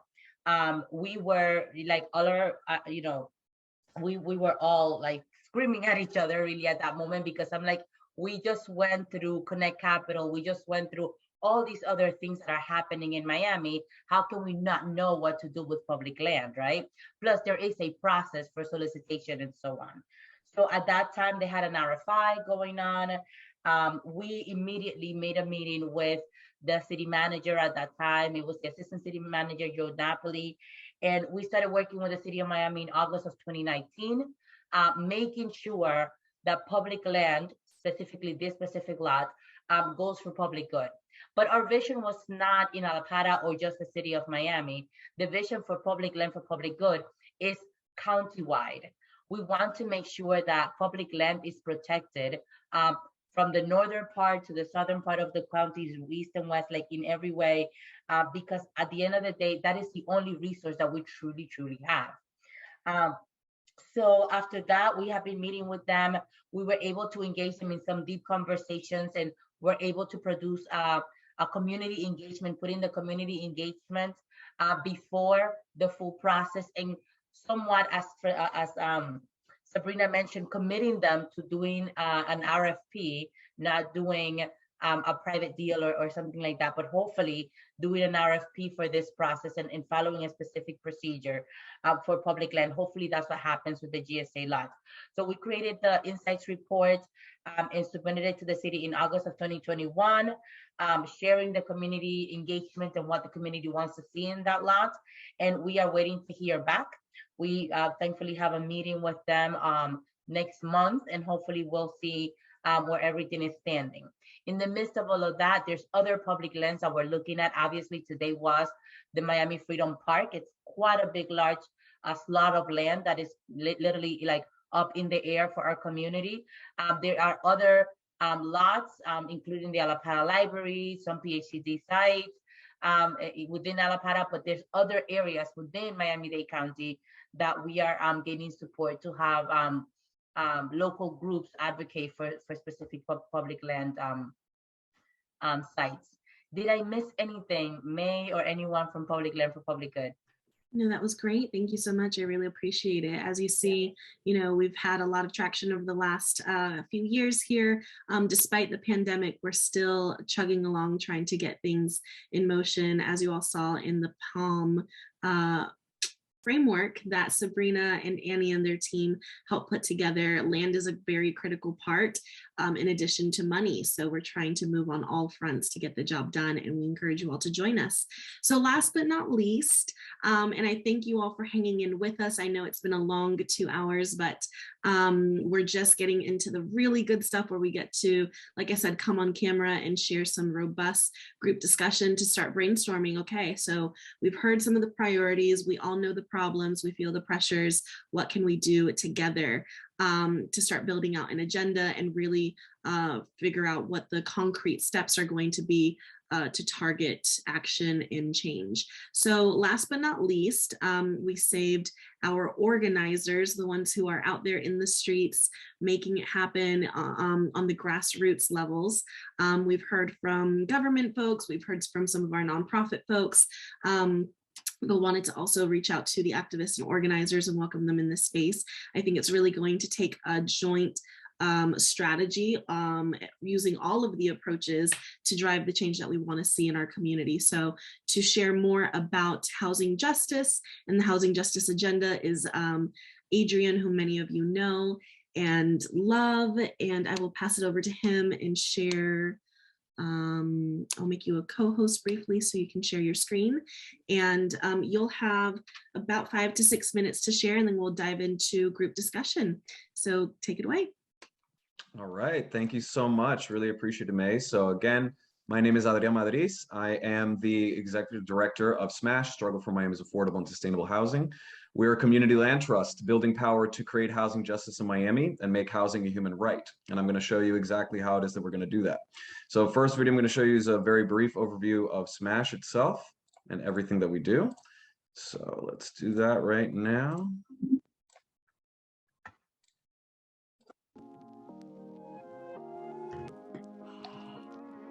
Ew.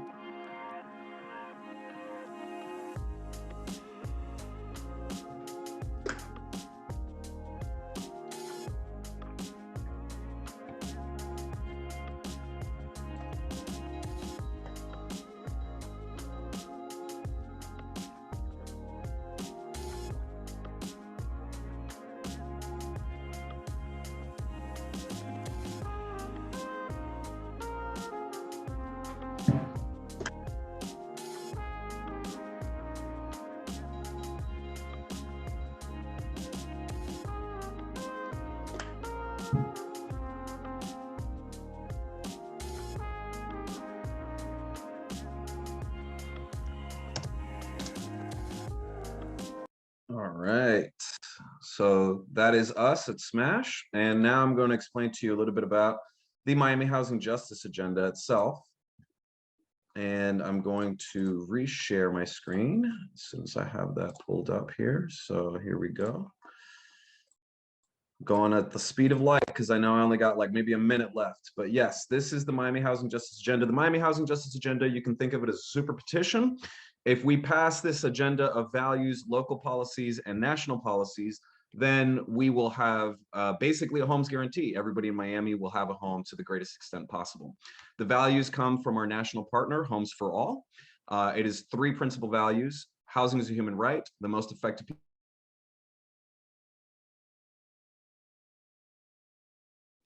Oh no, I think you froze, Adrian. people must lead. No, am I frozen? There Am you I go. frozen? You're back. You're back. Okay, cool, awesome. So those are the 3 values: housing is a human right, most effective must lead, and community control of land. Local policies are the exact same Miami-Dade affordable housing framework that Sabrina presented earlier. So I'm not going to go through that because we're all very familiar with that. And then the national policies are coming from a national organization called the United Frontline Table that we're also a member of, which is an adaptation of the Green New Deal. It's called the People's Orientation to a Regenerative Economy. So how are we going to get there? Well, that is why I'm bringing up this map. It is a power map that we've done that explains more or less where the balance of power is when it comes to housing justice. Generally speaking, most votes on housing justice issues follow this pattern. Districts 1, 2, 5, and 8 are pro-affordable housing. Districts 6, 10, 11, 12, and 13 are anti-affordable housing. Districts 3, 4, 7, and 9 are swing votes. And so we want to build power in the different districts where there's opposition or there's like not that great support. And we're doing that by establishing different housing structures and institutions like land trusts, like cooperatives in these different areas. We have our office in District 5, so we have a presence there. We're developing a community land trust in Liberty City, which is in District 3. And our first affordable housing cooperative is also in Liberty City. It's actually opening up right now as we speak. We're moving our residents in this weekend, and we will have a grand opening soon, and we hope everybody comes. It will be awesome. Then we're going to be doing our next one in South Miami so that it can do outreach to District 7 and 8. And then we hope we have longer term plans to put co-ops and land trusts in Hialeah, Doral, and in Homestead as well. And the entire point of this is that we're going to use these as forward operating bases to build relationships with people in these neighborhoods that typically do not know anything about housing justice so that we can get them on our side.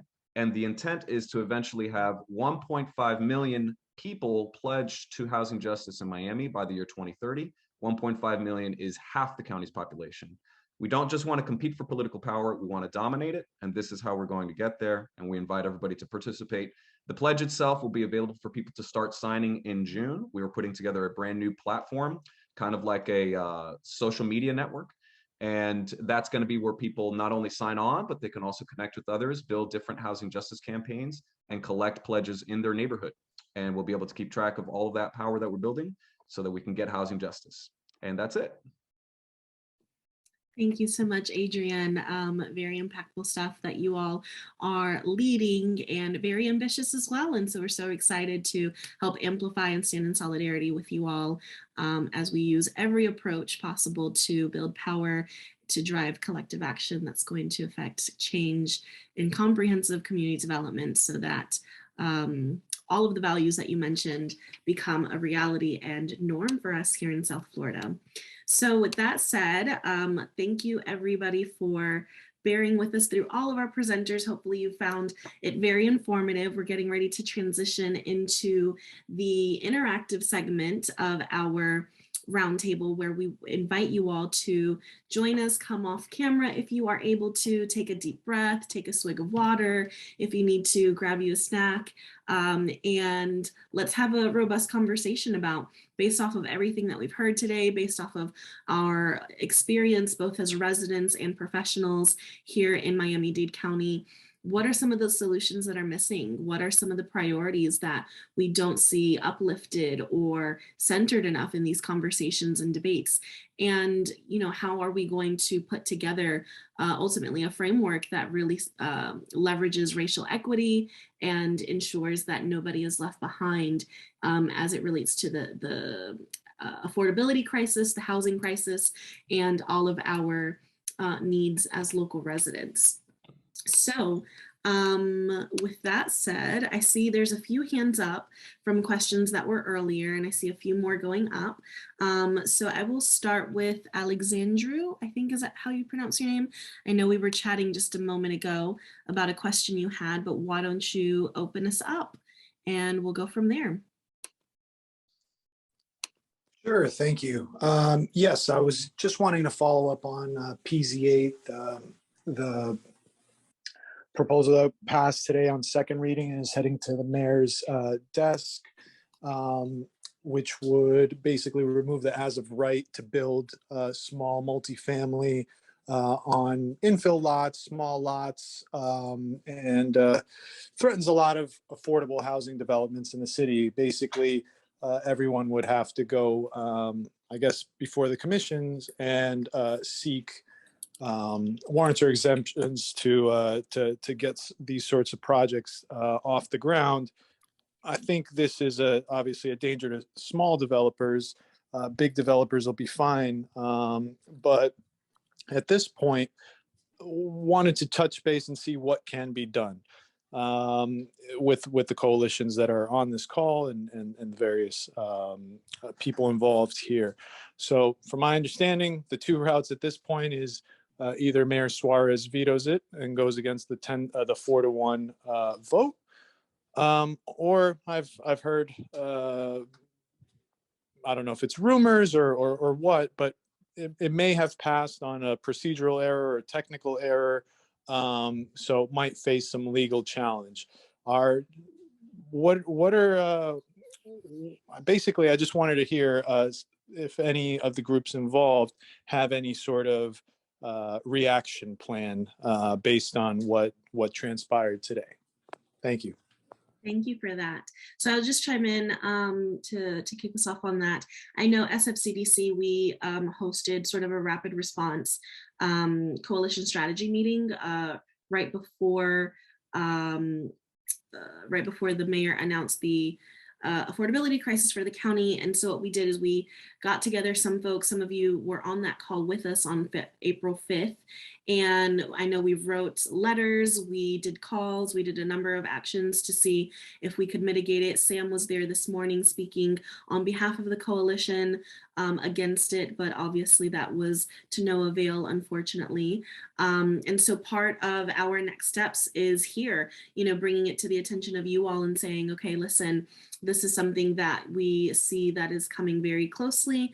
What do we want to do about it? What can we do about it? And what can we commit to in this very short term? So I know several of you have hands up. I don't know if it's directly related to that or another topic, but just wanted to open the floor on that briefly before we transition to another question. Any thoughts on the PZ8 item that passed this morning at City Commission?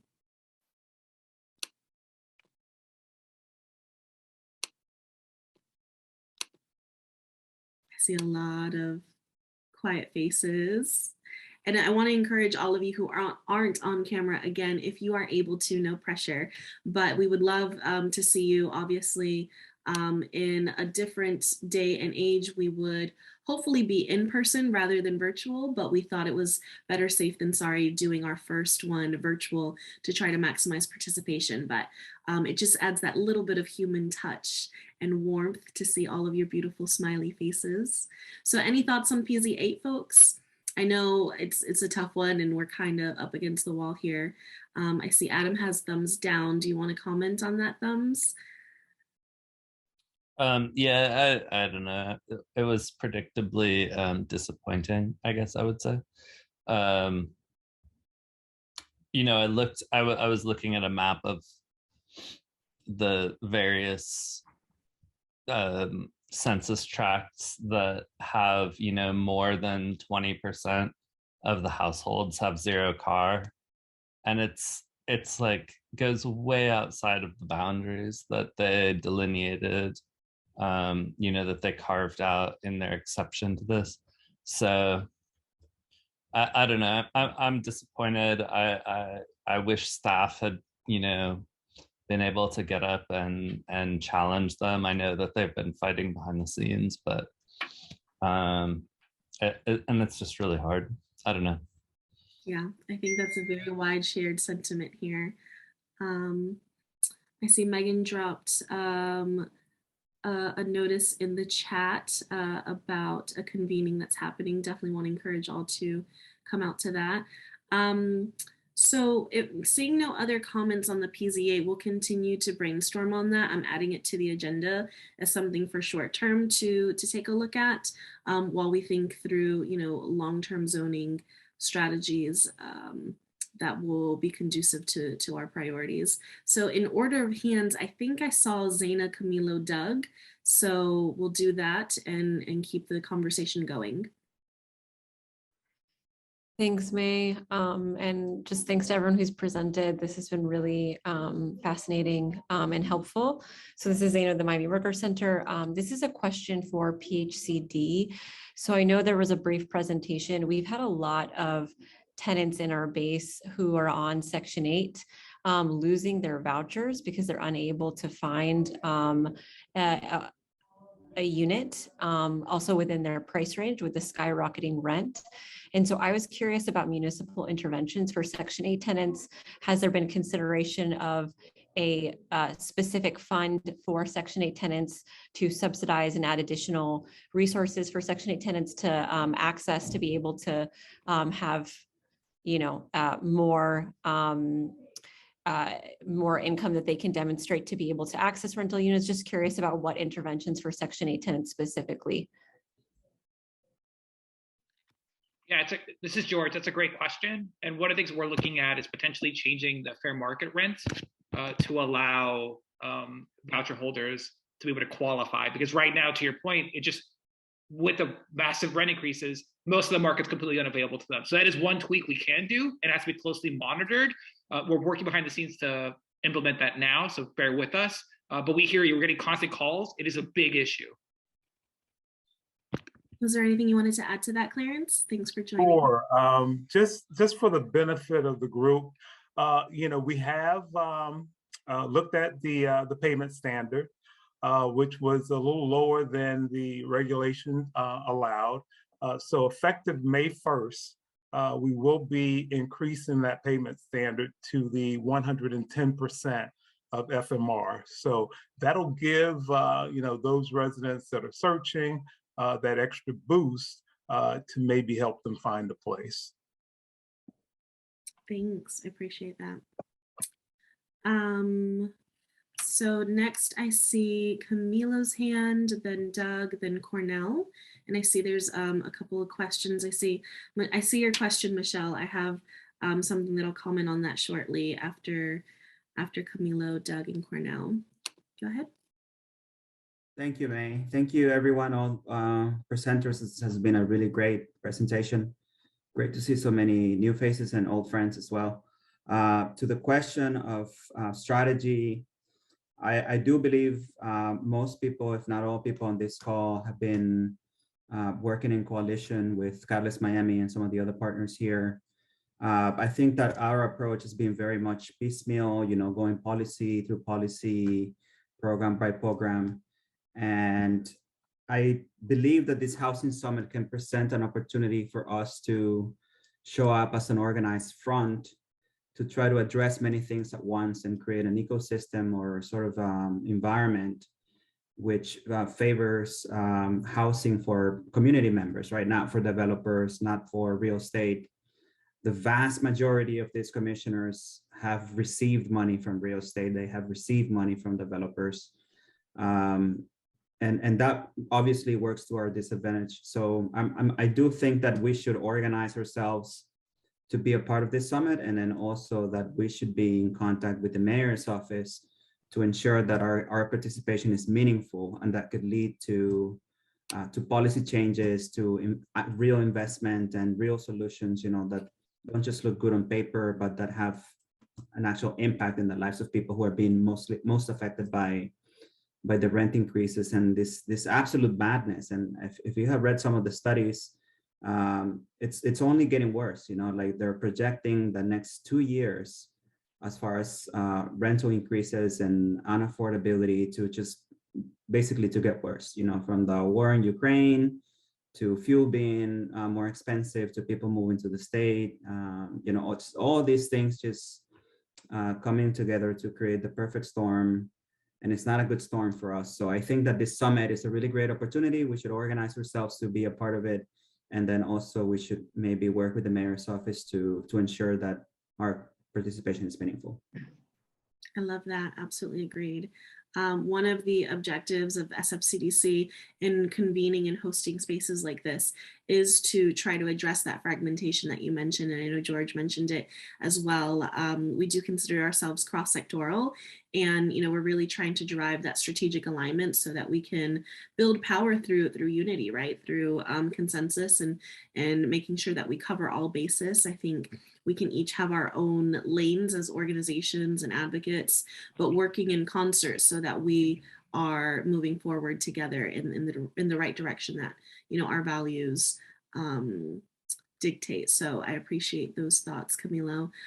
So next I'll have Doug, then Cornell, and then we'll see if someone from PHCD can answer Michelle's question about lenders approval in the chat.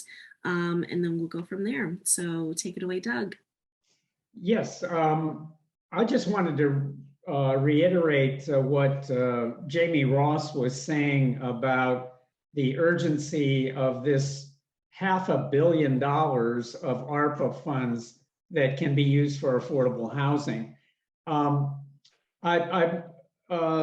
George, are you still on the line? If you are, I was wondering, is there a budget that we can see for that $527 million, or how can we as an organization get access to what's going on and try to have some input?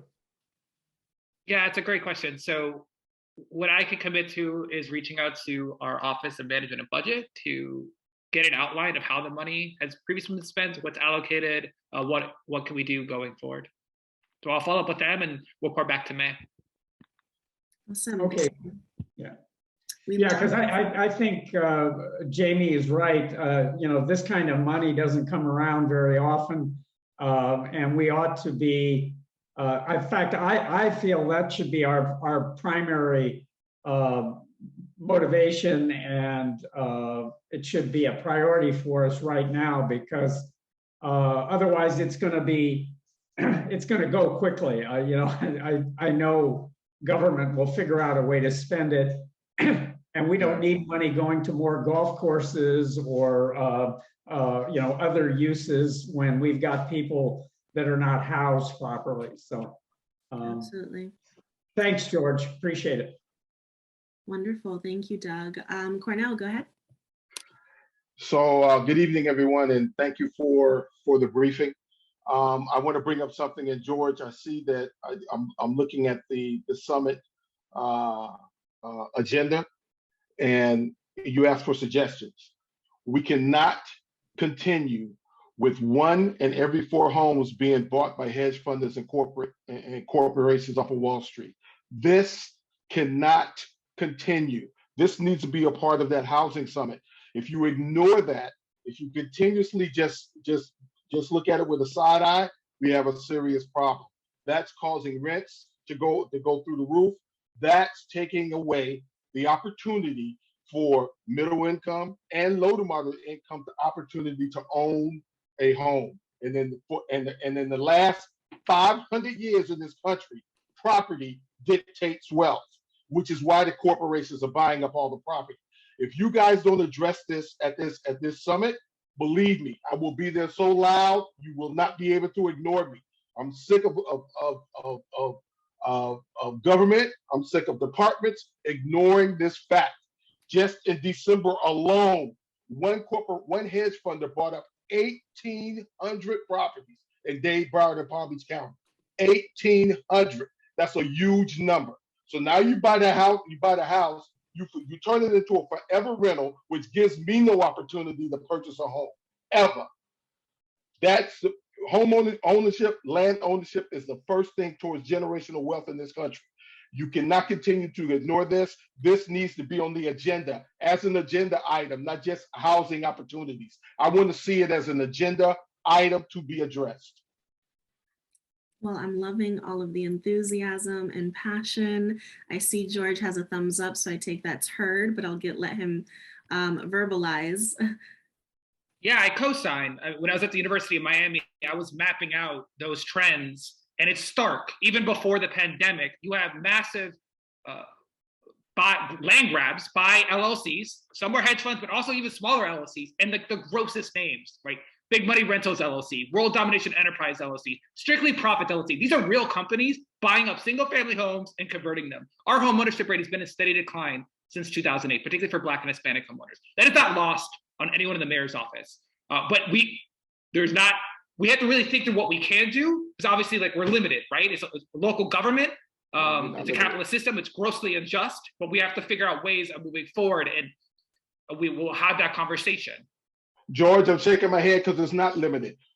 Cities in Georgia, Alabama, North Carolina have already set policies dictating how many homes could be bought, and those are red states. I know this is a huge red state, but if it can be done in those red states, it can be done here.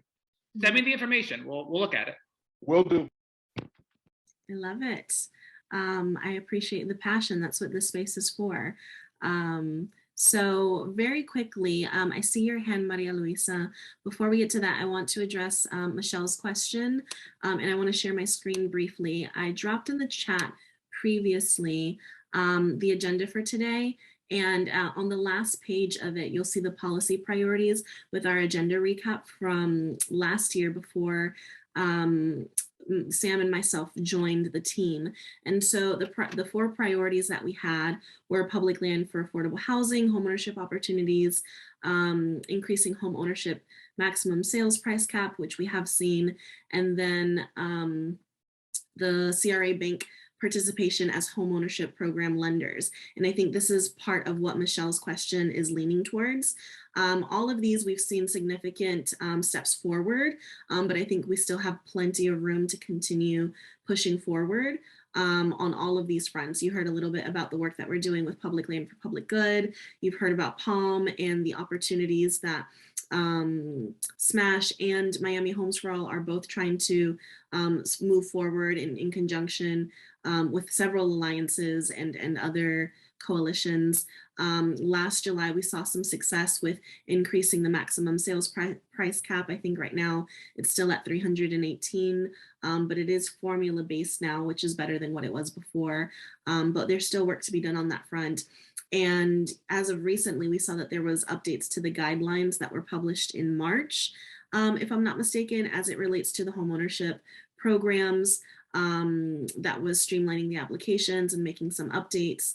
And so I know several of our members who are banks and underwriters are curious to learn more about this. So wanted to see if PHCD or anyone from the team could help address what is the process for more banks becoming a part of the home ownership programs at the county level. If Clarence is still on the call, or Sean, if I don't know, I don't see Sean anymore. But I don't know, Clarence, if you have any thoughts or insight on that you could share. Sure. On our website, there's actually a lender application. And let me just, put it out there. Our website is the most difficult site to navigate. It is horrible. So once you get out to www.miamidade.gov/housing, if you click on a link that says something about owning your future, there is an affordable housing link. And if you go to the housing program, you will find that application. What I will do in the chat link is I will put Sean Top's email.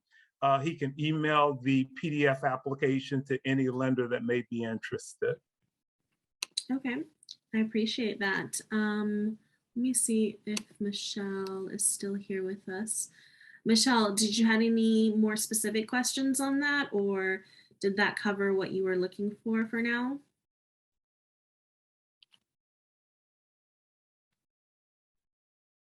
I'm going to assume yes, and I'm gonna move on to Maria Luisa, who's had her hand up. Okay, thank you. Maria Luisa, go ahead.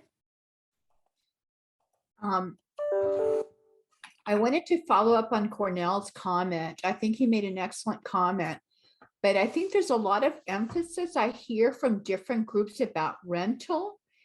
And when you have these exorbitant rents, by these private owners or hedge funds, why can't the county use some of that money or a lot of that money for home ownership instead of spending money trying to, make up for the rent increases, which makes no sense because that's a temporary solution. While if we could give people more down payment assistance or, whatever it is that we have to give them so that they can actually buy houses, because like Cornell said, it's a generational thing. The more people, the more a person owns a house, the better chance that their children are going to be able to have housing in the future. And it just seems a waste of money to be paying money to these hedge funds as rent. So I think there should be an emphasis on home ownership rather than on rental housing. No, Maria, that could happen if their folks weren't being outbid.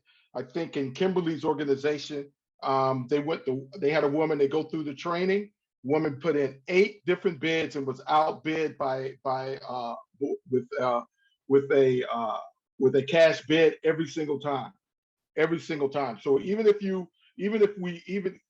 all the money the PHCD has in order to help with housing, it doesn't help because they're being outbid. The hedge funders are just coming in buying up the houses sight unseen. Right. 60 Minutes just did a piece on it a couple of weeks ago. They're buying them sight unseen. They don't care what they look like. They'll invest the money. You know why? Because instead of it being what it would normally be a $2,000 rent, they're charging $4,000, $5,000, $5,500 for that. So even if we could do that, it'd be virtually impossible for government to do it unless they limit the amount of homes that can be purchased by corporations and hedge funds. Yeah, if and they don't do that, it's not going to happen. I also want to mention from a rental perspective, they have a horrible history of immediately evicting people. They don't really try to work with their renters. So, celebration homes, invitation homes, wherever they are, there's also lots and lots of evictions. So we really, I think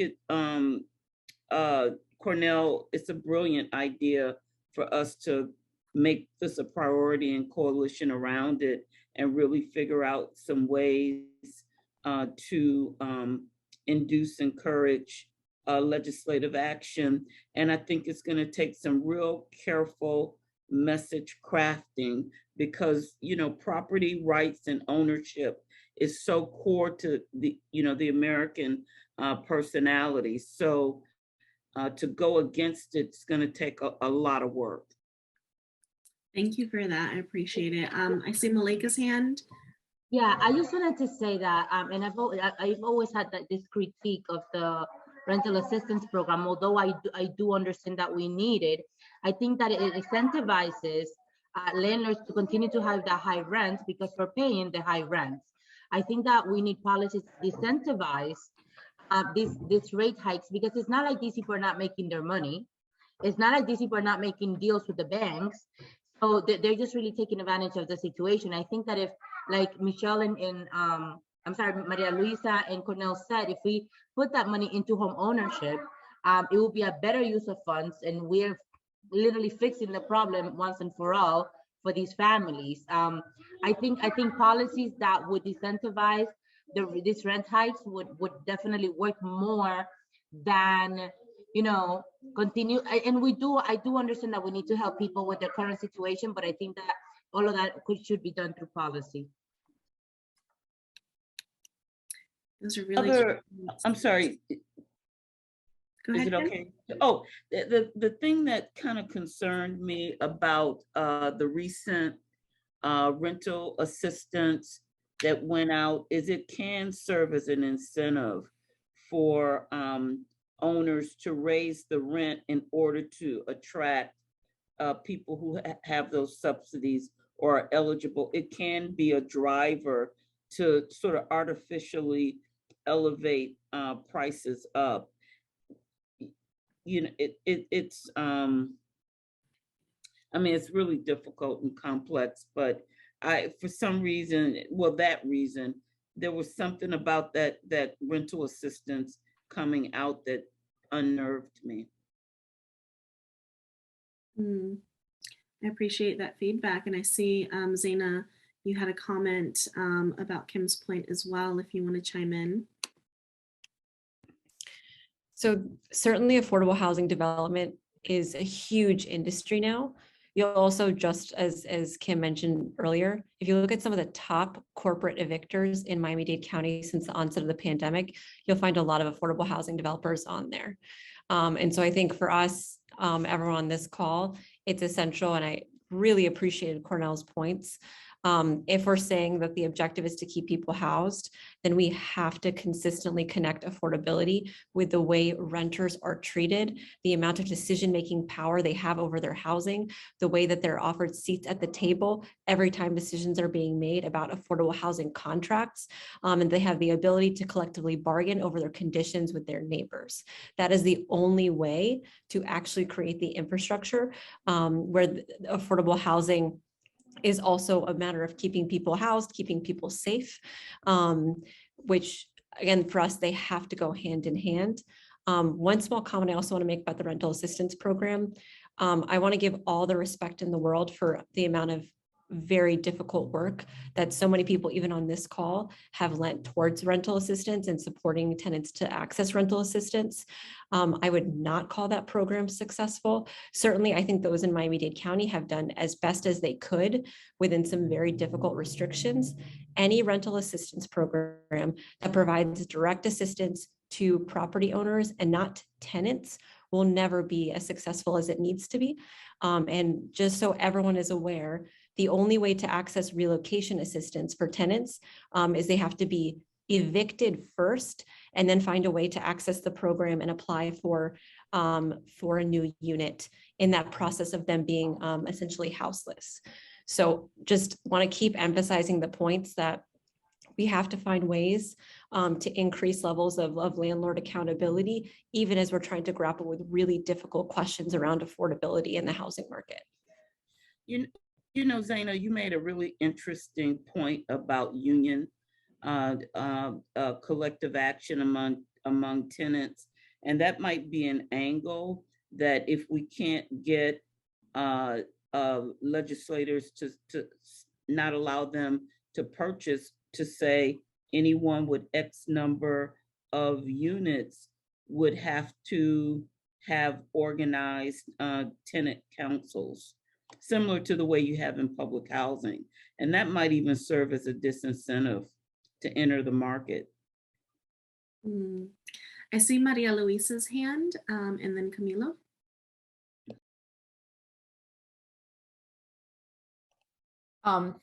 Back to the topic that I was discussing, I wanted to say there's an organization out there, and I would have to find the name of it, that actually purchases for you the unit cash so that you're going to be able to compete with every other cash buyer.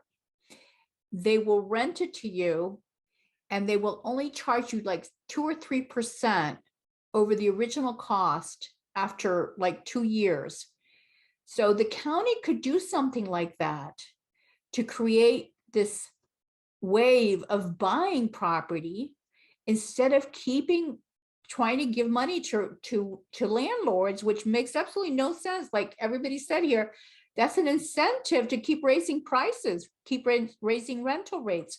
So if we could develop something where the county can go in and buy cash so that we can actually get a house, then the rest is just math. It's just, how to put this deal together.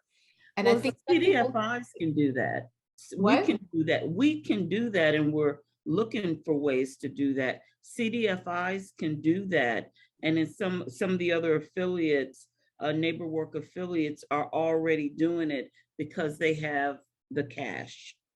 They've gotten it either from social impact investors or somehow donated. We're looking for that as well. One of the challenges we have is that a lot of the existing lines of credit have so many strings attached to them that it makes it difficult and inefficient for us to really act like a regular investor in the marketplace, which is what we need to do. And I think we're finally at the point with some of the larger funders out there where they recognize that, and they're gonna craft lines of credit that will allow us as a CDFI to be able to do exactly what you're saying. But the one issue with that still is still around that initial acquisition cost. And I can tell you when I look, when I'm looking at properties, even lots are so, they're so high that it would make it very difficult to build within the maximum sales price that we have at the county, because a good chunk of your LMI buyers are going to need DPA. They're going to need that down payment assistance. So if you have that price cap, then as a developer, it forces us to go, is this really a feasible project, possibility? If we're acquiring so expensive and then we're either rehabbing or building, and then you have that maximum sales cap, it becomes infeasible. But Kimberly, I'm not talking about building. This is an emergency situation. And what I'm telling you is that if you can go out and buy a $400,000 house, and then you can turn around, if the county can go out and do this, buy the house, turn around, give the person the down payment assistance, and then finance it with a bank. No, I understood what you said, but what I'm telling you is the existing legislative constraints, the maximum sales price.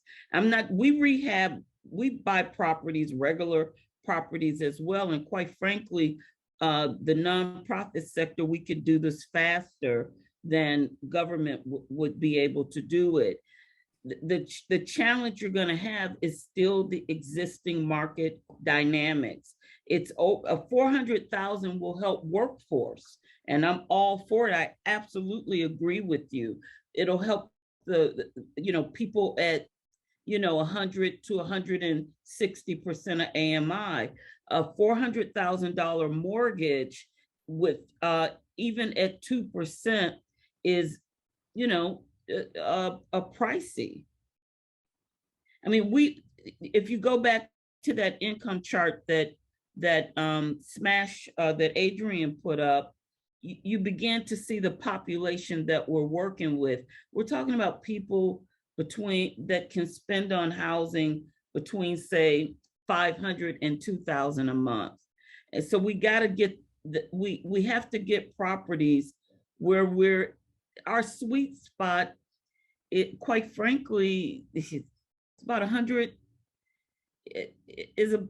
Properties would need to be at about 150,000. We're already, the reason we're able to do what little we can do now is because we have $100,000 in subsidy in the marketplace. And in Miami Beach, it's 150,000. Most of our clients only qualify for about 125. That's the rich ones. So you see that gap that we're being able to fill. Now the $400,000 house is going to be great for the government workers, for people that are making, $60,000, $70,000, $80,000. It'd be great for them, but you still have, the other populations. But your point of being able to quickly acquire things and being able to control that interest rate, that is an excellent point. And that is the whole reason why we have community development financial institutions, is to do just that. Can I say something here? We've mentioned several times maximum sales price. There was some legislation that was put forward this year at the state level. Basically, the state saying that local government cannot impede for sale housing. And so in essence, what they have done, and I believe, I'm not sure if the governor signed it yet, but I think he's going to, it would restrict local governments from setting maximum sales price for affordable housing, along with some other things. So, you know, that may be no longer an issue. But what about the HUD? But if it's passed through funds, then what about that? I mean, it may not matter if you ship and sell, but right. It would only impact state funding. Okay. But there's a substantial amount of surtax money that could be used, you know, and ship as well. So I've got the legislation in my computer, so I will forward it on to May, and if she can make it available to the group if other people want to see this. Happy to. So next, I see several hands have popped up, and I know we only have a few more minutes left. So we'll do Camilo, Cornell, and then Michelle. And then want to make sure if anybody else, I know we've only heard from a few folks, if anyone else had any priorities or issues that they wanted to bring up, definitely want to carve out some space for that as well. So again, Camilo, Cornell, and then Michelle, and we will start transitioning into wrap up. Thank you, May. A bit off topic now, but going back to what Zaina was saying, unless things have changed, I do believe that not only do people, in order to get rental assistance, have to have been evicted, but also they should have already come up with the money to pay first month, last month, and security deposit, and then get reimbursement, right? So it's not just that they got evicted, they also have to come up with the money up front. And I believe the same is for legal fees related to evictions, that you need to hire a lawyer, pay the lawyer, and then get reimbursed for the legal fees. So it's even worse than I believe Zaina explained, unless that has changed. So, and then going back to what Kimberly and Maria were talking about, I think that just highlights the need to also go after rental assistance, you know, because a lot of people are just not, you know, where they need to be in order to buy a home. But I do believe that home ownership should be the ultimate goal, but you know, rental assistance is going to help a whole lot of people in Miami-Dade. Yes, thank you, Camilo. Cornell, and then Michelle. Okay, I'm going to be brief. And Kimberly and Maria, I love that idea. I've seen it done. As a matter of fact, there's a organization up in Orlando that's trying to do that very same thing, and another one in Atlanta that's trying to do that very same thing, where they're going to be able to, they're nonprofits and they're going to purchase their homes themselves. But Kimberly, this is one of the reasons why I really want you on this call with the TD Bank, because this would be a perfect program that we maybe can get some private investment from, for you to bring that up during that meeting. So please think about, you know, some along that framework, if you don't mind. Think about how we can talk about that and make that an investment for TD Bank when we do this community benefits agreement in the next 2 weeks. Thank you, Cornell, for that. Michelle. So, hi, how are you? So I'm sorry, I was driving, so but I just got somewhere. So, one of the things, somebody making $60,000, unfortunately, has $100,000 in student loans and don't qualify for a home. So that's the number one problem we have, because a person that's making $25,000, they don't have student loans, but the person that's making $60,000 has student loans. So that's the first problem we have. Well, hopefully they got them abated. My sister got 50,000 abated, and someone else I talked to got 130 under the CARES Act. I don't know if it's still out there, but you know. I'm just saying, like, there's no affordable here. I mean, unfortunately, like my millennial just had to move back because she had a baby and she just couldn't afford her rent anymore and moved back in home with me and her baby and her husband. And unfortunately, I have rooms for her. And what I'm saying is there's no affordable housing. And where I have a problem is a lot of these builders, the big builders, are taking up all this land and they're not doing any affordable housing because $450,000 is not affordable. And the county needs to do something with these large builders and say, hey, you're buying this land and you need to do affordable housing for these millennials, because we're always gonna go back to the rental assistant, rental. No, homeownership is the way to go. That is the only way to make a magic in this world, guys. That's right. Absolutely. As a millennial, I'm just going to say I emphatically agree. So yes, and yes. And I think many of us feel that very personally. May, you cannot move into me. I have no more rooms here. I'm sorry. I appreciate it. You're so kind.